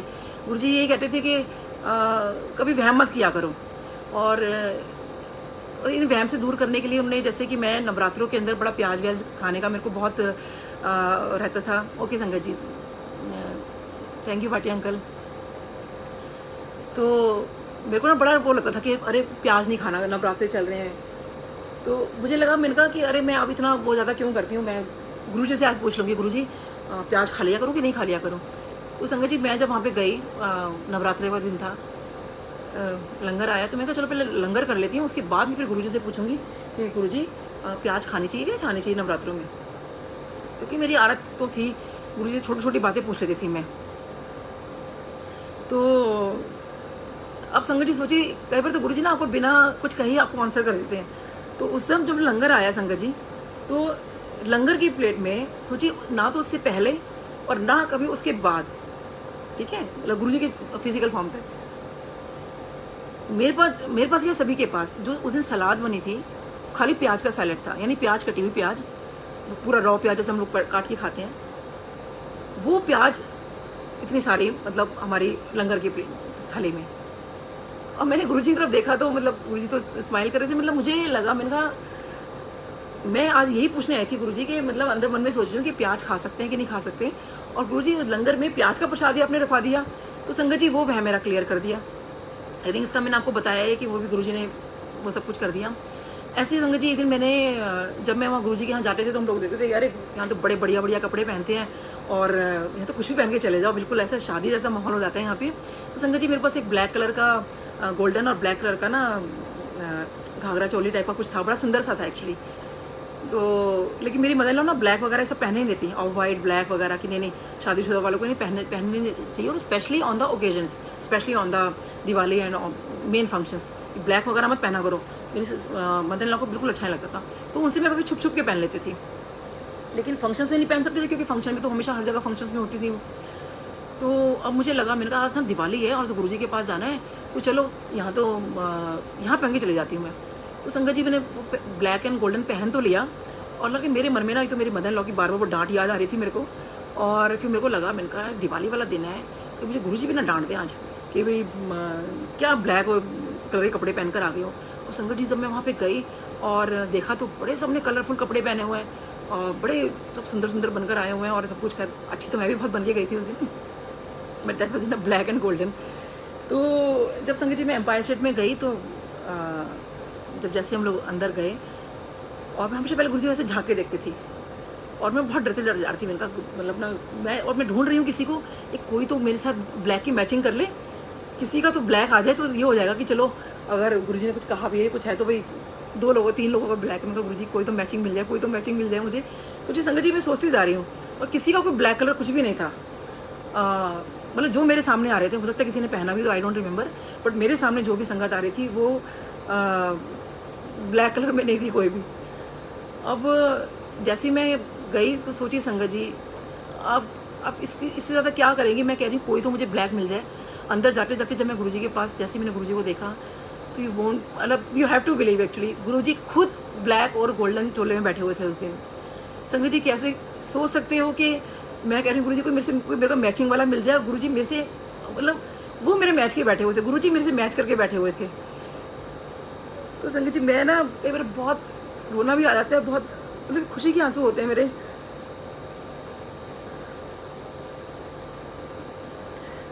कुछ छोटी सी बात थी कि मैं इतना बोल रही हूँ, और अब सेम जो मेरी ड्रेस है ऑलमोस्ट वो चोले के रूप में थी और ब्लैक और गोल्डन के अंदर। छोटी छोटी चीज़ें कैसे गुरुजी बड़ा ध्यान रखते हैं आपकी, ये आपको बोलने का मतलब है कि इसलिए संगत जी वहमों में ना पड़ो। सॉरी संगत जी, मुझे एकदम गुरुजी का वो सब याद आ गया, एम्पायर स्टेट का जो वो सब याद आते हैं मेरे को।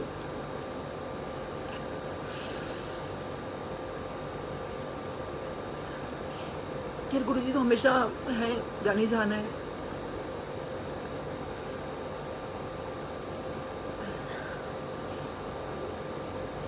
तो सॉरी संगत जी। तो ऐसे संगत जी मतलब गुरुजी के साथ जब भी उस वक्त भी कोई हमारी बातें जुड़ी होती थी, गुरुजी से कुछ भी हमारा चीज़ होती थी, बच्चों का मामला है, किसी घर में किसी चीज़ का मामला है, पेरेंट्स का मामला है, मैं तो मतलब सीधा जाकर बस गुरुजी के पास, गुरुजी आज ऐसा हो गया, आज वैसा हो गया। ये छोटी छोटी बातों की मुझे आदत पड़ चुकी थी गुरुजी से पूछने की। हालांकि गुरुजी से जब चोला छोड़ा तो मेरे को बहुत परेशानी होने लगी कि मैं गुरुजी अब मैं किससे पूछूंगी, अब किससे पूछूंगी, आप तो हो नहीं, आप तो हो नहीं। क्योंकि वो आदत पड़ी थी ना चोले में गुरुजी से फिजिकल फॉर्म में बात करने की। तो लेकिन संगत जी गुरुजी तो हैं, वो तो जवाब देते हैं आपको।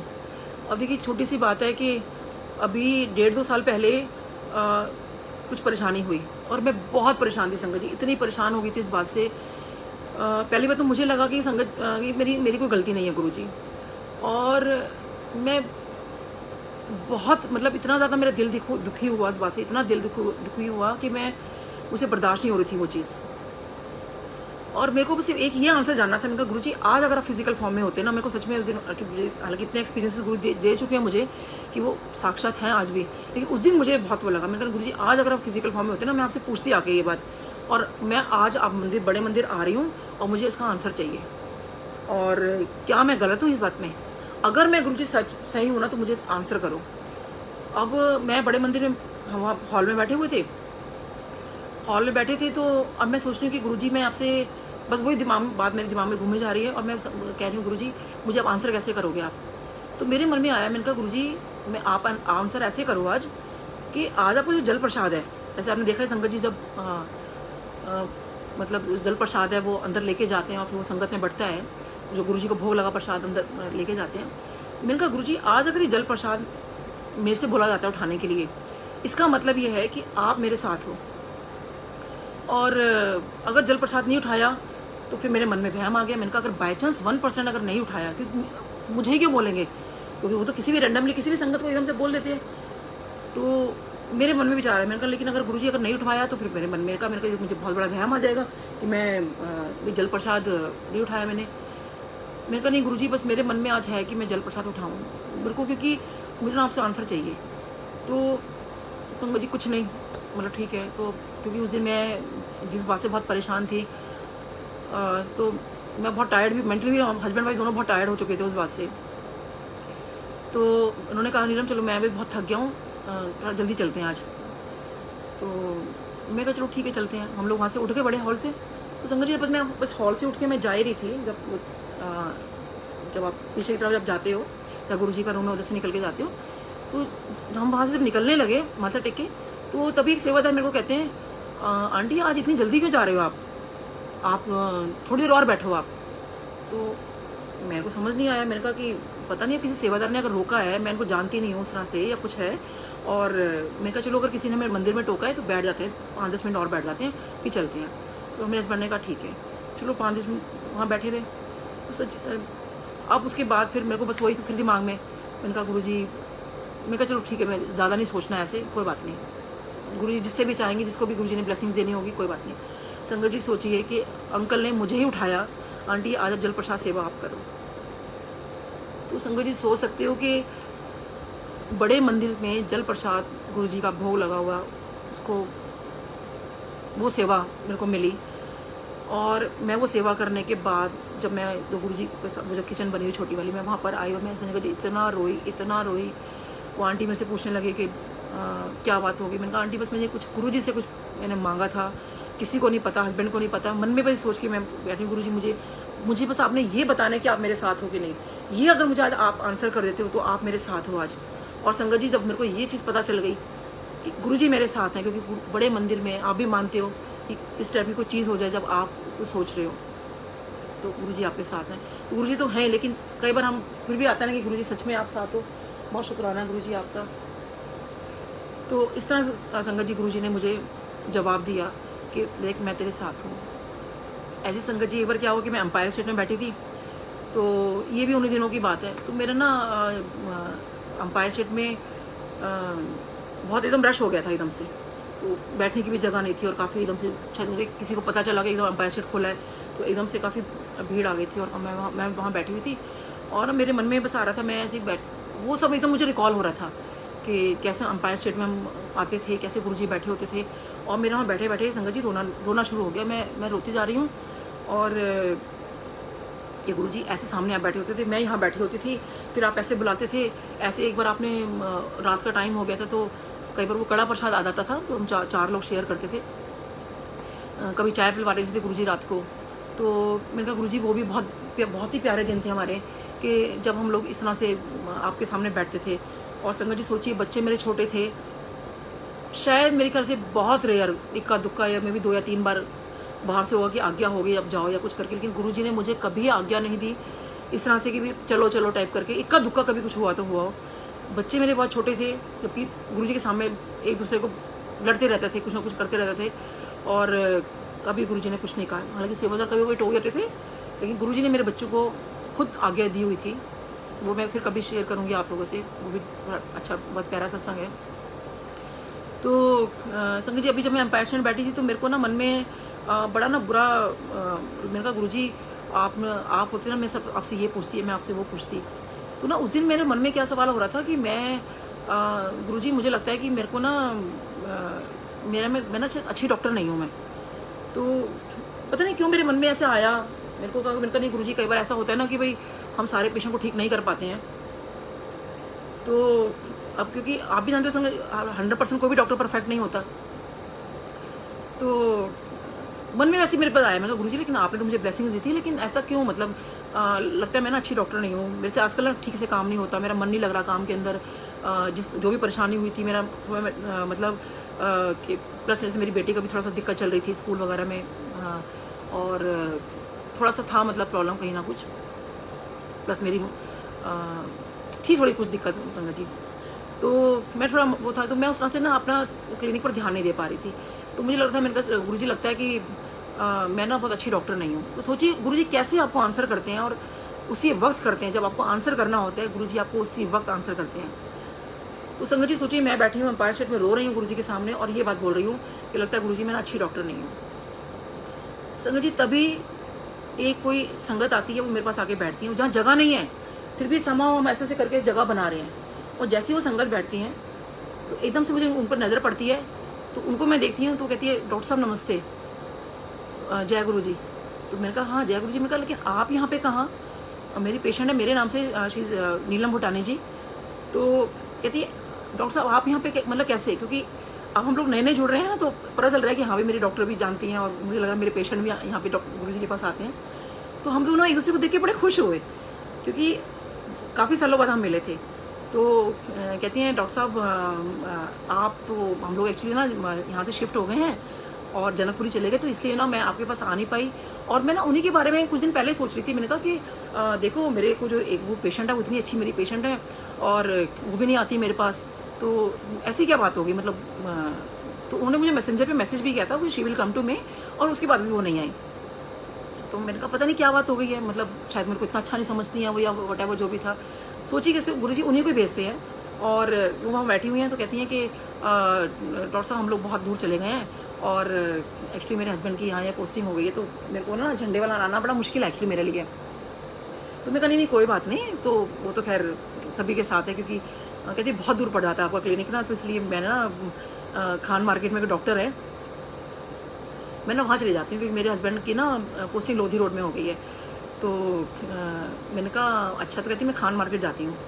अब मैं कह रही नहीं कोई बात नहीं, उससे कोई फ़र्क नहीं पड़ता। कहती नहीं डॉक्टर साहब लेकिन मैं पूरा आपको रिस्पेक्ट करती हूँ। उनको लग रहा था कि शायद उनको मेरे को बुरा लग रहा होगा, तो अंदर से मैं थोड़ा फील तो कर रही थी कि देखो वहाँ जा सकती, मेरे पास भी आ सकती थी, लेकिन कोई बात नहीं संगत जी, जहाँ गुरु जी जिसको भेजे, जिसको ट्रीटमेंट कराए, जिसका वो तो खैर गुरु जी के ऊपर है। तो एकदम से कहती हैं कि अब उनको नहीं पता मैं मन में क्यों रो रही थी, मेरे मन में क्या है, कुछ नहीं है। कहती हैं डॉक्टर साहब मुझे ना कोई बात बोलनी है। मैंने कहा हाँ जी बोलिए। तो कहती हैं कि जब मैं वहाँ पे गई ना खान मार्केट में, तो वो बहुत माने हुए डेंटिस्ट हैं, और आई थिंक शायद वो हमारे पीएम के भी डेंटिस्ट रह चुके हैं, और काफ़ी मतलब खान मार्केट में आपको पता है कि जो डेंटिस्ट बैठे हैं तो उनका लेवल बहुत ज़्यादा हाई है। तो कहती हैं कि जब मैं वहाँ पे काम कराने गई, तो कहती मुझे उन पर विश्वास नहीं हो रहा था, क्योंकि मुझे तो आप पे विश्वास है। तो कहती जब मैं ट्रीटमेंट कराने के लिए बैठी, तो मेरे को एकदम से कहते हैं आप पहले तो ये बताओ कि ये जो आपके फ्रंट के टीथ हैं ये किसने लगाए हैं आपके। अब उनको लगा कि पता नहीं ठीक नहीं लगे क्या हैं, तो उन्होंने कहा कि डॉक्टर साहब मेरी ऐसे डॉक्टर हैं, डॉक्टर नीलम है, उन्होंने मेरे ये लगाए हैं। तो कि डॉक्टर साहब ने कुछ प्रॉब्लम है क्या, क्योंकि उनको भी थोड़ा पेशेंट को लगता ही है ना कि भाई अगर क्या उन्होंने ठीक से लगाया, काम किया हुआ, मेरा नहीं किया हुआ। हालांकि मेरे को लगता है शायद उनके मेरे को लगाए हुए आई थिंक 22-23 साल तो हो गए हैं। तो वो कहते हैं कि नहीं आप जब भी उन डॉक्टर से मिले ना, आप अभी जब भी डॉक्टर नीलम से मिले, उनको मेरा मैसेज देना कि ना मैंने बहुत काम देखे हैं, बहुत काम देखे हैं, लेकिन जिस तरीके से ये आपके लगाए, आपको कोई मेकआउट नहीं कर सकता कि आपके ये काम इतना बढ़िया, आपके मतलब बिल्कुल आपके ओरिजिनल ये चीज़ लग रही है। आप सोच सकते हो संगत जी, मैं फिर गुरुजी की तरफ देख रही हूँ, रोती जा रही हूँ कि मैं अभी गुरुजी से यही बात बोल रही थी, गुरुजी शायद मैं अच्छी डॉक्टर नहीं हूँ, मेरा पता नहीं काम भी ठीक से होता है कि नहीं होता है। और वो पेशेंट मतलब वो उनको वहीं सीट मिलनी थी, वहीं जगह मिलनी थी, वो आके मुझे सिर्फ ये कह रही है कि डॉक्टर नीलम मुझे वो डॉक्टर का मैसेज आप तक पहुँचाना है कि यू आर द बेस्ट। तो मैंने उनको फिर बोला, मैंने कहा आपको पता है मैं अभी गुरुजी से ये कह रही हूँ, गुरुजी शायद मैं बहुत ख़राब हूँ, I am not the best, और आप मुझे यही बात कह रहे हो कि यू आर द बेस्ट। तो संगत जी कैसे गुरुजी आपको करते हैं, और मुझे ऐसा उस टाइम लगा कि जैसे गुरुजी साक्षात सामने बैठे हुए हैं, और मैं बहुत रोती रही, बहुत रोई कि कैसे गुरुजी आप छोटी छोटी चीज़ों में आप आंसर कर देते हो आप। तो बहुत बहुत शुक्राना गुरुजी आपका, बहुत शुक्राना आपका हर पल का। ऐसे संगत जी आपको तो कुछ छोटी छोटी चीज़ें होती हैं, अभी क्या हुआ कि हालांकि थोड़ी सी और वैसी बात है, लेकिन फिर भी चलो मैं शेयर करती हूँ कि मुझे ना मेकअप करने का बहुत शौक है।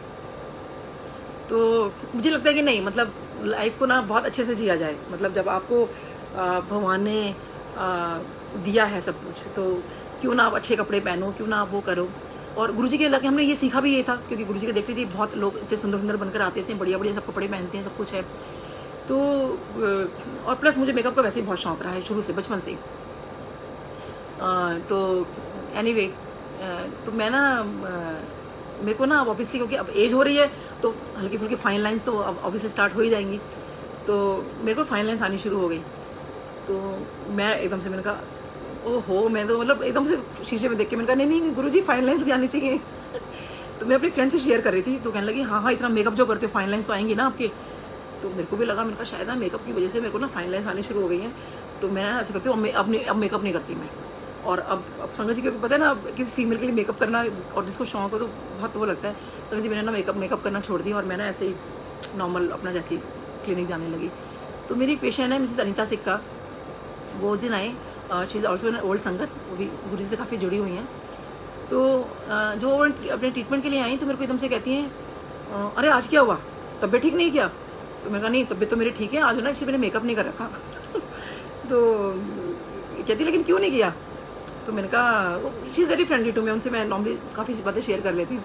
तो मैंने कहा नहीं एक्चुअली क्या है ना, मेरी ना फाइन लाइन्स आनी शुरू हो गई, इसलिए ना मैं मेकअप करना मैंने छोड़ दिया।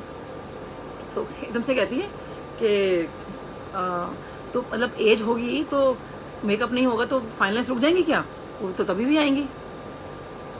फिर कहती हैं कि डॉक्टर नीलम आपको ये बात पता है? कहती है एक बार मैं वहाँ, क्योंकि देखो एक होता है कि हम किसी से सुनी होती हैं, एक होता है जिसके सामने गुरुजी ने कुछ बात बोली होती है। तो कहती है एक बार हम लोग वहाँ पे बैठे हुए थे एम्पायर स्टेट में, तो गुरुजी ने ये बात बोली थी कि जब हम लोग सुनते हैं ना कि गुरुजी बोलते सोने सोने बनकर आया करो, तो गुरुजी ने बोला था ये बात कि और आंटियों को तो ना क्योंकि बहुत सुंदर सुंदर बन के रहना भी चाहिए, और सोने बन के रहा करो, इस तरह से बन के मत आया करो। कि जब आप, और वाकई जब देखो ना हम लोग जब कहीं भी जा रहे होते हैं, जब हम किसी से मिलने भी जाते हैं, हम किसी के घर भी जा रहे होते हैं नॉर्मली भी, तो हम लोग कितने अच्छे बन के जाते हैं। तो जब आप अपने रब से मिलने जा रहे हो, या जब आप कहीं जा रहे हो, तो क्यों नहीं आप अच्छे बन के जा रहे? तो मुझे बस दिमाग में बस ये बात बैठ गई। मैंने कहा मैं तो हमेशा गुरुजी से देखा जाए तो हम लोग आपस में रूबरू हुए पड़े ना, गुरुजी हर जगह मुझे दिख रहे हैं, हर जगह मुझे मतलब मेरे क्लिनिक पर स्वरूप लगाया हुआ, हर जगह हर गुरुजी को मन मन में याद करी, तो हमेशा क्यों ना तैयार रहूँ गुरुजी के लिए मैं। तो संगत जी देखो कैसे वो गुरुजी ने मेरे को एक दिन भी बिना मेकअप के भी रहने दिया कि नहीं। तो मतलब कहने का मतलब ये है कि संगत जी जैसे गुरुजी ने हमें बोला है कि नहीं, हर वक्त का जवाब दे दिया कि तभी मेरी उन्हीं पेशेंट ने तभी आना था, वो तभी मुझे ये चीज़ बतानी थी कि गुरुजी ऐसा बोला करते थे कि सोने सोने बन के रहा करो। तो संगत जी मेरा भी सबसे यही है कि खुशी खुशी रहिए, क्योंकि देखिए 2 दिन से जिस तरह से हमें कोई अच्छी न्यूज़ नहीं मिल रही है कि इस तरह से हो गया, या कोविड में और लोगों के साथ ऐसा हो रहा है, संगत जी ज़िंदगी का कोई भरोसा नहीं। मुझे भी जैसे डॉक्टर्स ने बोल दिया था कि आपके पास सिर्फ 15-20 मिनट है, उसके बाद मैंने रियलाइज़ किया कि नहीं, ये जो गुरुजी ने मुझे लाइफ दी है और सबको दे रखी है, जिन जिन आप उस चीज़ को आप उस पल को खुशनुमा बनाइए, आप उस पल को इतना बेहतरीन बनाइए अपने परिवार वालों के साथ, अपने साथ अपना खुश रहिए। आपको कोई नहीं मिलता तो गुरुजी हैं, आप गुरुजी के सामने आप खुश रहिए, उनके सामने आप डांस करिए, आप उनके सामने आपको जो बातें आप करनी है आप करिए। आपको गुरुजी देख रहे हैं, आपको अगर कोई नहीं देख रहा तो आपको गुरुजी देख रहे हैं। आप सब कुछ गुरुजी के सामने अपना शेयर करिए। और संगत जी सच में जब मैं गुरुजी से शेयर करती हूँ, जब मैं जिस तरह से हम अपने होता है ना क्लोज फ्रेंड के साथ अपने शेयर करते हैं, तो हमारा दिल कितना हल्का हो जाता है। तो संगत जी ऐसे ही जब आप गुरुजी से आप अपना सब कुछ शेयर करते हो तो आपका मन बहुत हल्का हो जाता है। और सबसे बड़ी बात है कि एक बार को आपको अपने किसी फ्रेंड से या किसी से आपको सॉल्यूशन मिले ना मिले, बट गुरुजी से आपको सॉल्यूशन जरूर मिलेगा। और वो सॉल्यूशन भी ऐसा सॉल्यूशन होगा कि जो बिल्कुल पक्के वाला, मतलब ऐसा नहीं कि भाई चलो जैसा मर्जी, गुरुजी जो आपका सॉल्यूशन देंगे वो आपके बिल्कुल आपके हित में होगा, और आपका बिल्कुल बहुत ही उस मूवमेंट को भी बहुत बेहतरीन बना देंगे वो। और समझिए सोचिए गुरुजी ने हमेशा बहुत बहुत ब्लेसिंग्स दी हैं, बहुत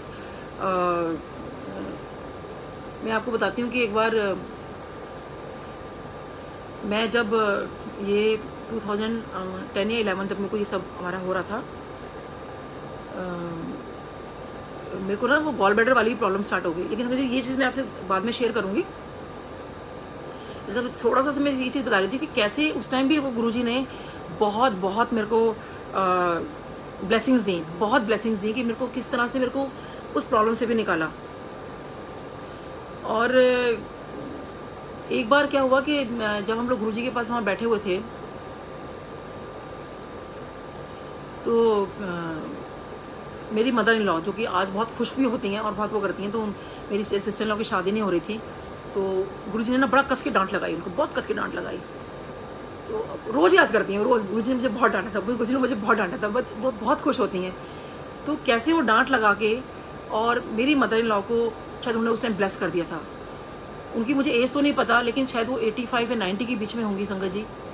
और देखिए आज की डेट में भी वो अपने कपड़े खुद धोती हैं, मेड से धुलवाओ तो वो दोबारा धोती हैं, तो बेटर है कि वो और चुपचाप धो देंगे। वो कपड़े अगर ऐसे पड़े होंगे वो कपड़ों की तय लगा देंगे। वो होता ना छोटे छोटे काम, जैसे हरा धनिया अगर पड़ा है तो चुपचाप कर देंगे, वो किसी से कुछ नहीं कहती। तो सोचिए अगर इस एज में भी वो शायद उस टाइम डांट लगने पर वो गुरुजी ने को इतना ब्लेस किया कि आज इस एज में भी ठीक है स्टिक लेके चलती हैं, बट टचवुड वो अपने सारे काम कर लेती हैं। तो गुरुजी का बहुत शुक्राना, क्योंकि बहुत बहुत शुक्राना। और वो डेली ऐसा होता है कि रोज़ गुरुजी की डांट को याद कर रही होती हैं, और शायद उस डांट के अंदर ही शायद मेरी मदर इन लॉ को बहुत ब्लेसिंग्स छुपी थी कि बहुत उनको ब्लेस किया। मेरे फादर इन लॉ तो गुरुजी के दर्शन नहीं किए, उस टाइम वो मानते नहीं थे, लेकिन बाद में उनको समझ में आ गया था। मेरे फादर इन लॉ ऐसे रहे हैं कि वो बहुत ना मतलब जैसे होते हैं ना सिद्धियाँ वगैरह प्राप्त करके, मतलब सिद्धियाँ तो प्राप्त नहीं थी मतलब, लेकिन उन चीज़ों में ज़्यादा रहते थे। तो उनको लगता था भैरव बाबा के अलावा और कोई है नहीं, कोई भगवान। बट उन्होंने ये बात रियलाइज़ की कि गुरुजी के अंदर सब कुछ है। जब उन्होंने जब बड़े मंदिर गए तो गुरुजी का स्वरूप देखा, तो उन्होंने कह दिया था कि ही इज़ एवरीथिंग, गुरुजी सब कुछ है।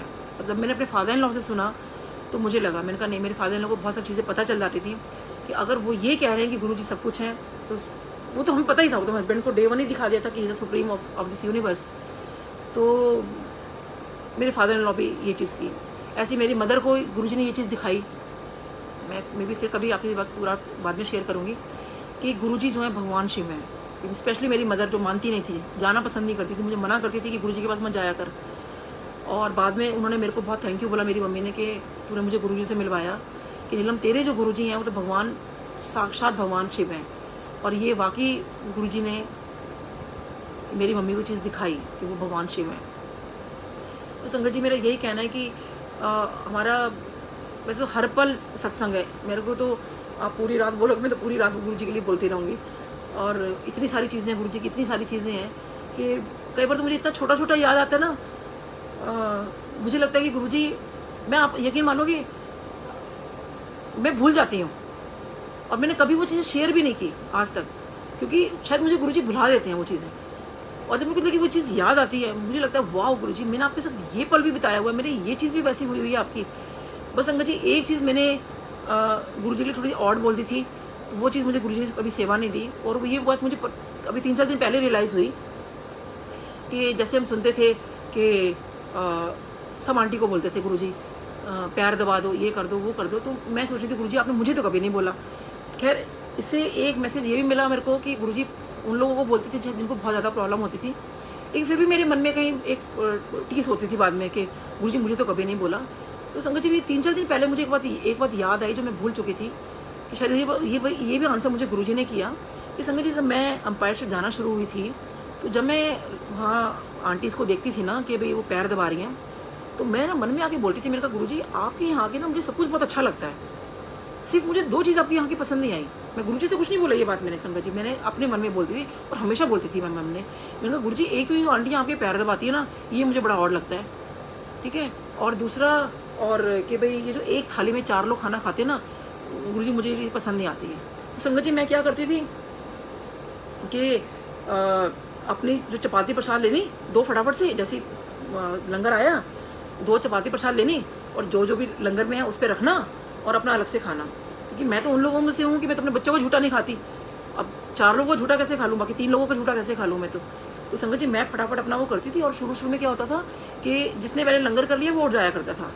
तो संगत जी मैं तो फटाफट अपना वो खाया, और जो हलवा जो अगर कोई मीठा है कुछ चम्मच से खाना है तो अपना फटाफट चम्मच डाल ली, ताकि मतलब सोचो कितना मीन हूँ मैं, सेल्फिश। सॉरी गुरुजी कि मेरा कोई झूठा खा ले, बट मैंने किसी का झूठा नहीं खाना। और तो मैं झूठा करती नहीं थी, चम्मच से जितना लेना था लिया और अपना वो कर दिया। लेकिन फिर भी मेरे को थोड़ा आई यूज टू सेल्फिश कि मेरा कोई झूठा खा ले, बट मैं किसी का झूठा नहीं खाऊंगी।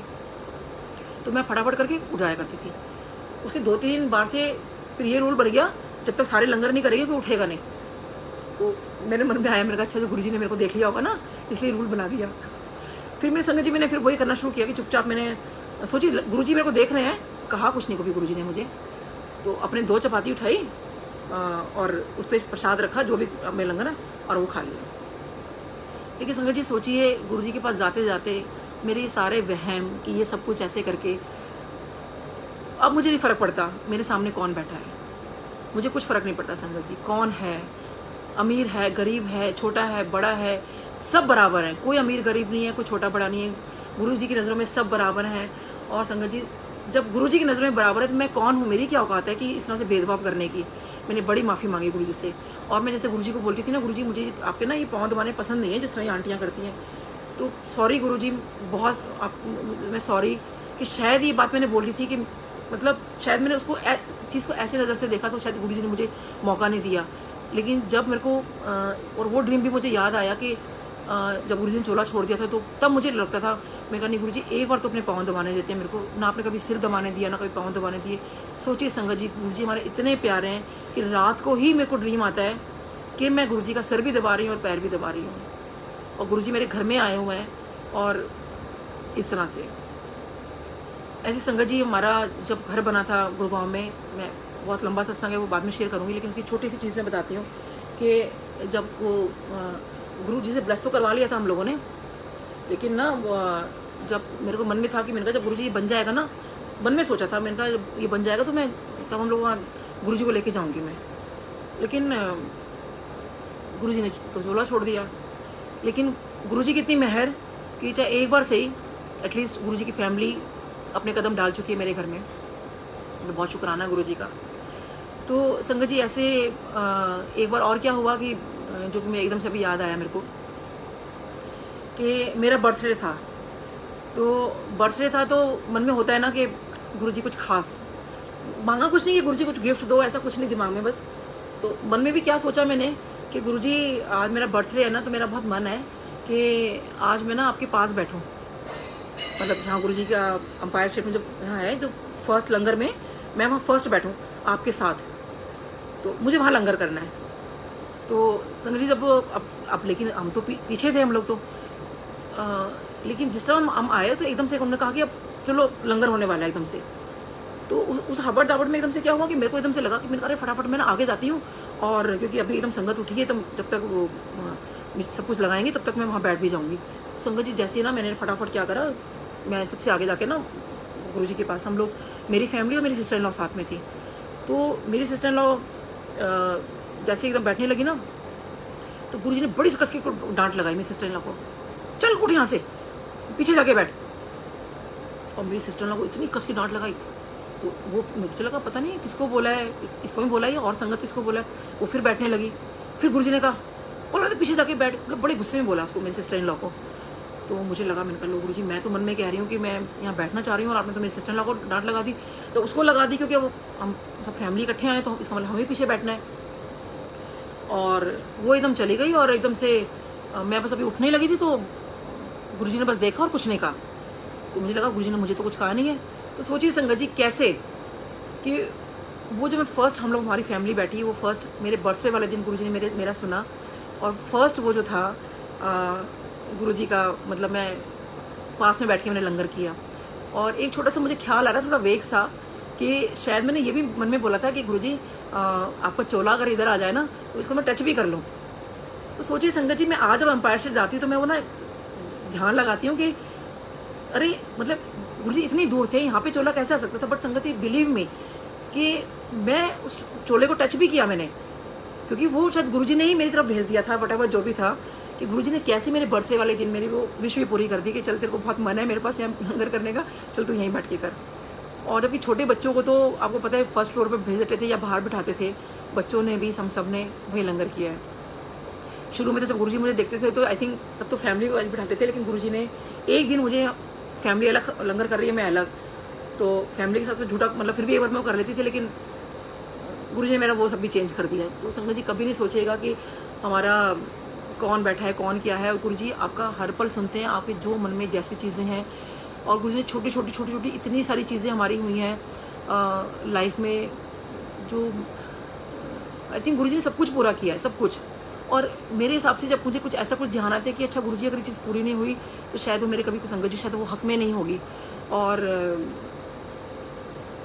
इससे ज़्यादा मैं नहीं बोल सकती कि मतलब मुझे कहते हैं ना, मुझे तो वैसे तो गुरु जी से कुछ मांगना भी नहीं आता। गुरु जी तो डे वन ही मुझे इतना कुछ देने को तैयार थे, हालांकि दिया भी उन्होंने, शायद आज उन्हीं की ही ब्लेसिंग्स हैं संगत जी। तो हम लोग इतना ज़्यादा प्रॉस्पेरस कर रहे हैं, गुरु जी ने हमें इतना ब्लेसिंग्स दिया है कि एक टाइम ऐसा था कि हम लोग इतना फाइनेंशियल क्राइसिस में आ गए थे कि बहुत ज़्यादा। और किस तरह से हम गुरु जी के पास जब जाना शुरू हुए हैं तो हमारी वो फाइनेंशियल सिचुएशन भी उसके लिए मैंने कभी गुरुजी को नहीं बोला कि हम गुरुजी ऐसे सिचुएशन से निकल रहे हैं क्या है और कैसे हमारा सिचुएशन ठीक होती चली गई। एक चीज़ संगत जी और मैं शेयर करूंगी जो मुझे याद आ गई, और ये मैंने कभी भी कहीं शेयर नहीं की है आज तक, मुझे अचानक याद आई है अभी। तो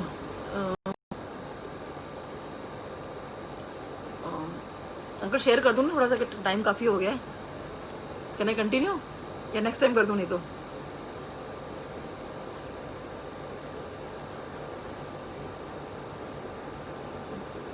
शुड आई कंटिन्यू? थोड़ा सा और करूंगी, उसके बाद में भी नेक्स्ट टाइम। जय गुरु जी। संगत जी प्लीज लेट मी नो।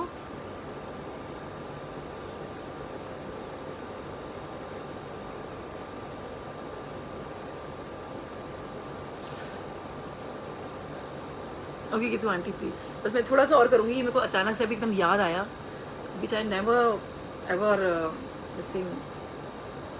कभी नहीं बोला मैंने, और मेरे को कभी उसकी क्लिपिंग मिली ना तो मैं ज़रूर उस बात फेसबुक पे भी शेयर करूँगी। संगत जी जब गुरु जी ने चोला छोड़ा ना तो एम्पायर स्टेट में संगत लगती थी डेली, तो हम लोग जाते थे। तो हम लोग ना गुरु जी को पागलों की तरह ढूंढते थे, गुरु जी हमें कहीं नज़र आ जाओ, गुरु जी हमें कहीं नज़र आ जाओ। अब वैसे तो गुरु जी जाने जाना हर चीज़ में, लेकिन उस टाइम हम लोगों को बहुत झटका लगा था सबको।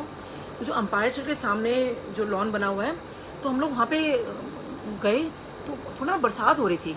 तो वहाँ पेड़ पर ना मैं जब अंदर वहाँ पे गई अपने वहाँ पर, तो देखा तो संगत इकट्ठी हुई पड़ी है और वो ये बोल रही है कि देखो देखो शायद ना कुछ नज़र आ रहा है, पेड़ में कुछ नज़र आ रहा है। तो अब मैंने देखा तो मुझे तो कुछ नज़र नहीं आ रहा था संगत जी, कुछ नज़र नहीं आ रहा था मुझे।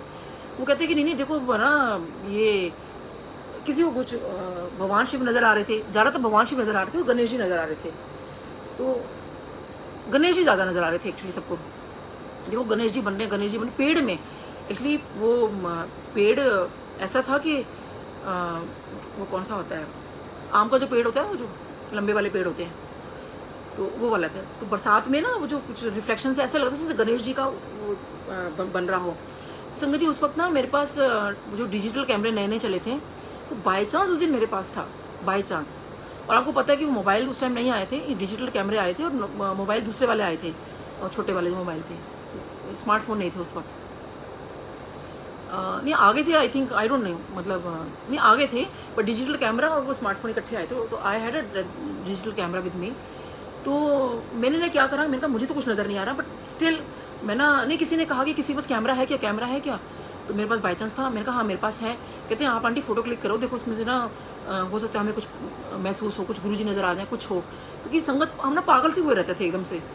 तो मैंने ना फोटोग्राफ खींचनी शुरू की संगत जी। तो उसमें जब फोटोग्राफ्स आ रही थी ना, तो जैसे वो भगवान शिव की मूर्ति है ना कॉपर वाली, तो ऐसा लग रहा था जैसे वो सोचिए पेड़ का मेटालिक रूप कॉपर के अंदर आया था। मेरे पास आज भी वो फोटोग्राफ्स हैं, तो मैं बहुत कोशिश कर रही हूँ मैं ढूंढूँ उनको, मिल जाएंगी, खैर कहीं ना कहीं पड़ी होंगी।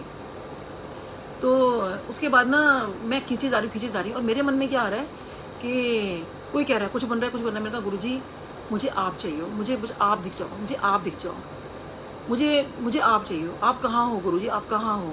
आंखें मेरी नम थी और मैं कह रही हूँ गुरुजी आप कहाँ हो।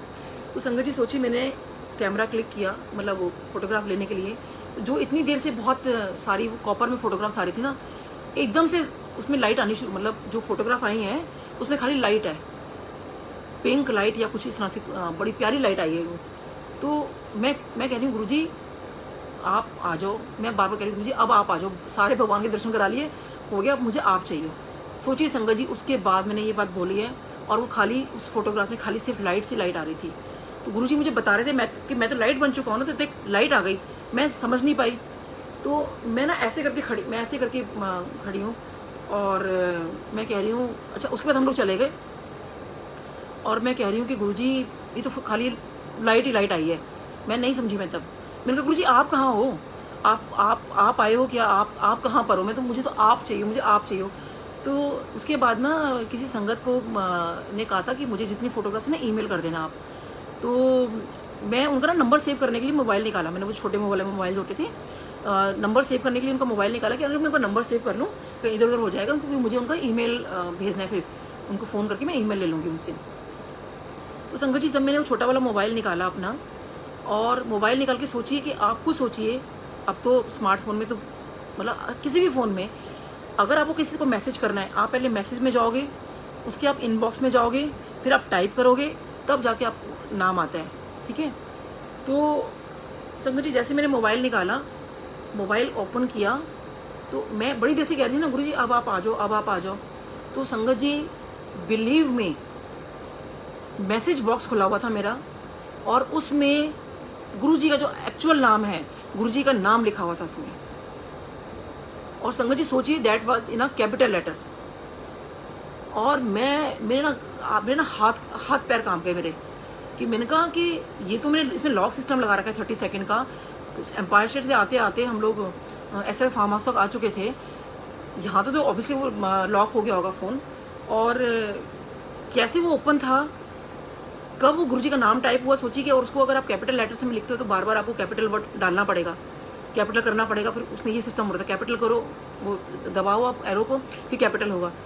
कि अपने आप अगर कुछ उसमें मैसेज में आना भी था तो कुछ इतनी देर से अगर वो अपने आप टाइप भी हो रहा था तो वो गुरुजी का नाम टाइप होना था। संगत जी, मैं बहुत ढूंढ रही हूँ, वो मेरे को मिल जाएगी, और definitely I will share with the संगत कि वो नाम गुरुजी का कैसे वो आया, और गुरुजी का नाम उस पर लिखा हुआ था। तो सोचिए कि कैसे मैं गुरुजी को मांग रही हूँ, गुरुजी आप, वो लाइट आ गई, उसके बाद मेरे हाथों में गुरुजी अब आप आ जाओ, और गुरुजी का नाम जो था वो मेरे हाथों में था कि देख मैं तो यही हूँ। तो संगत जी, मैं इतना रोई उस दिन, इतना रोई मैं कि गुरुजी आप सच में हो।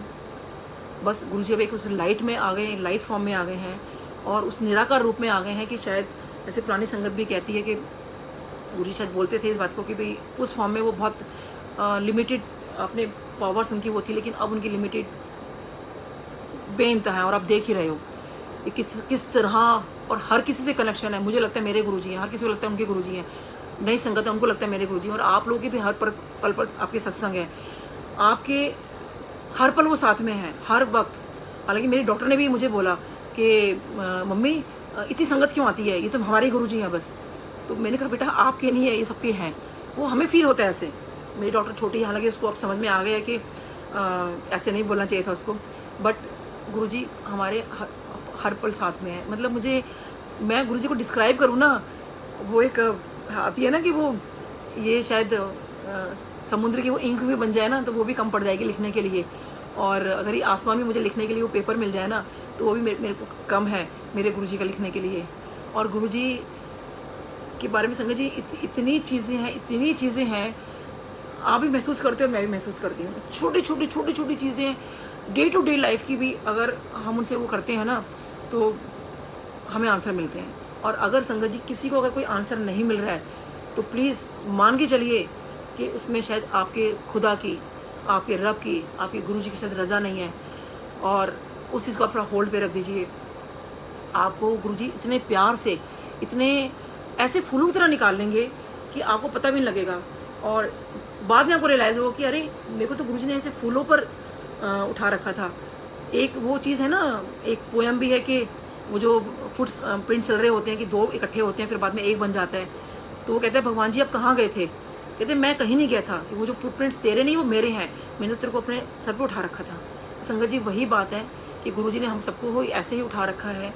जब गुरुजी ने हमारा हाथ पकड़ लिया है ना तो हमें वो कभी नहीं छोड़ेंगे। हम एक बार छुड़ाने की कोशिश भी करें बट वो नहीं छोड़ेंगे अगर उन्होंने हाथ पकड़ा है। बस उनका, अगर आप चाहते हो कि वो आपका हाथ पकड़े संगत जी, तो आप उन पे पूरा फेथ रखिए, पूरा आप सरेंडर। फेथ का मतलब ये है कि उन पे सब छोड़ दिया। अगर आपको लग रहा है अच्छा हो बुरा हो कैसा भी हो, आप सोचिए कि उनकी मर्जी से हो रहा है। तकलीफ तो होती है जब कोई हमारी चीज़ अच्छी नहीं होती, बट अगर आप उन पे छोड़ेंगे तो संगत जी कुछ चीज़ों का सवाल मुझे आज भी लगता है कि गुरुजी ऐसा क्यों हुआ, बट वो गुरुजी जानते हैं। We are no one to question him कि भाई उनसे हम कोई क्वेश्चन पूछें या गुरुजी से हम ये कहें कि आपने ऐसा क्यों किया वैसा क्यों है। बट गुरुजी फिर भी मेरी आपसे ये अरदास है कि इस कोविड-19 में सरबत्ता भला होवे गुरुजी, सबके परिवार को बना के रखो, सब कुछ वो करिए। और संगत जी बीइंग अ डॉक्टर बस मेरी ये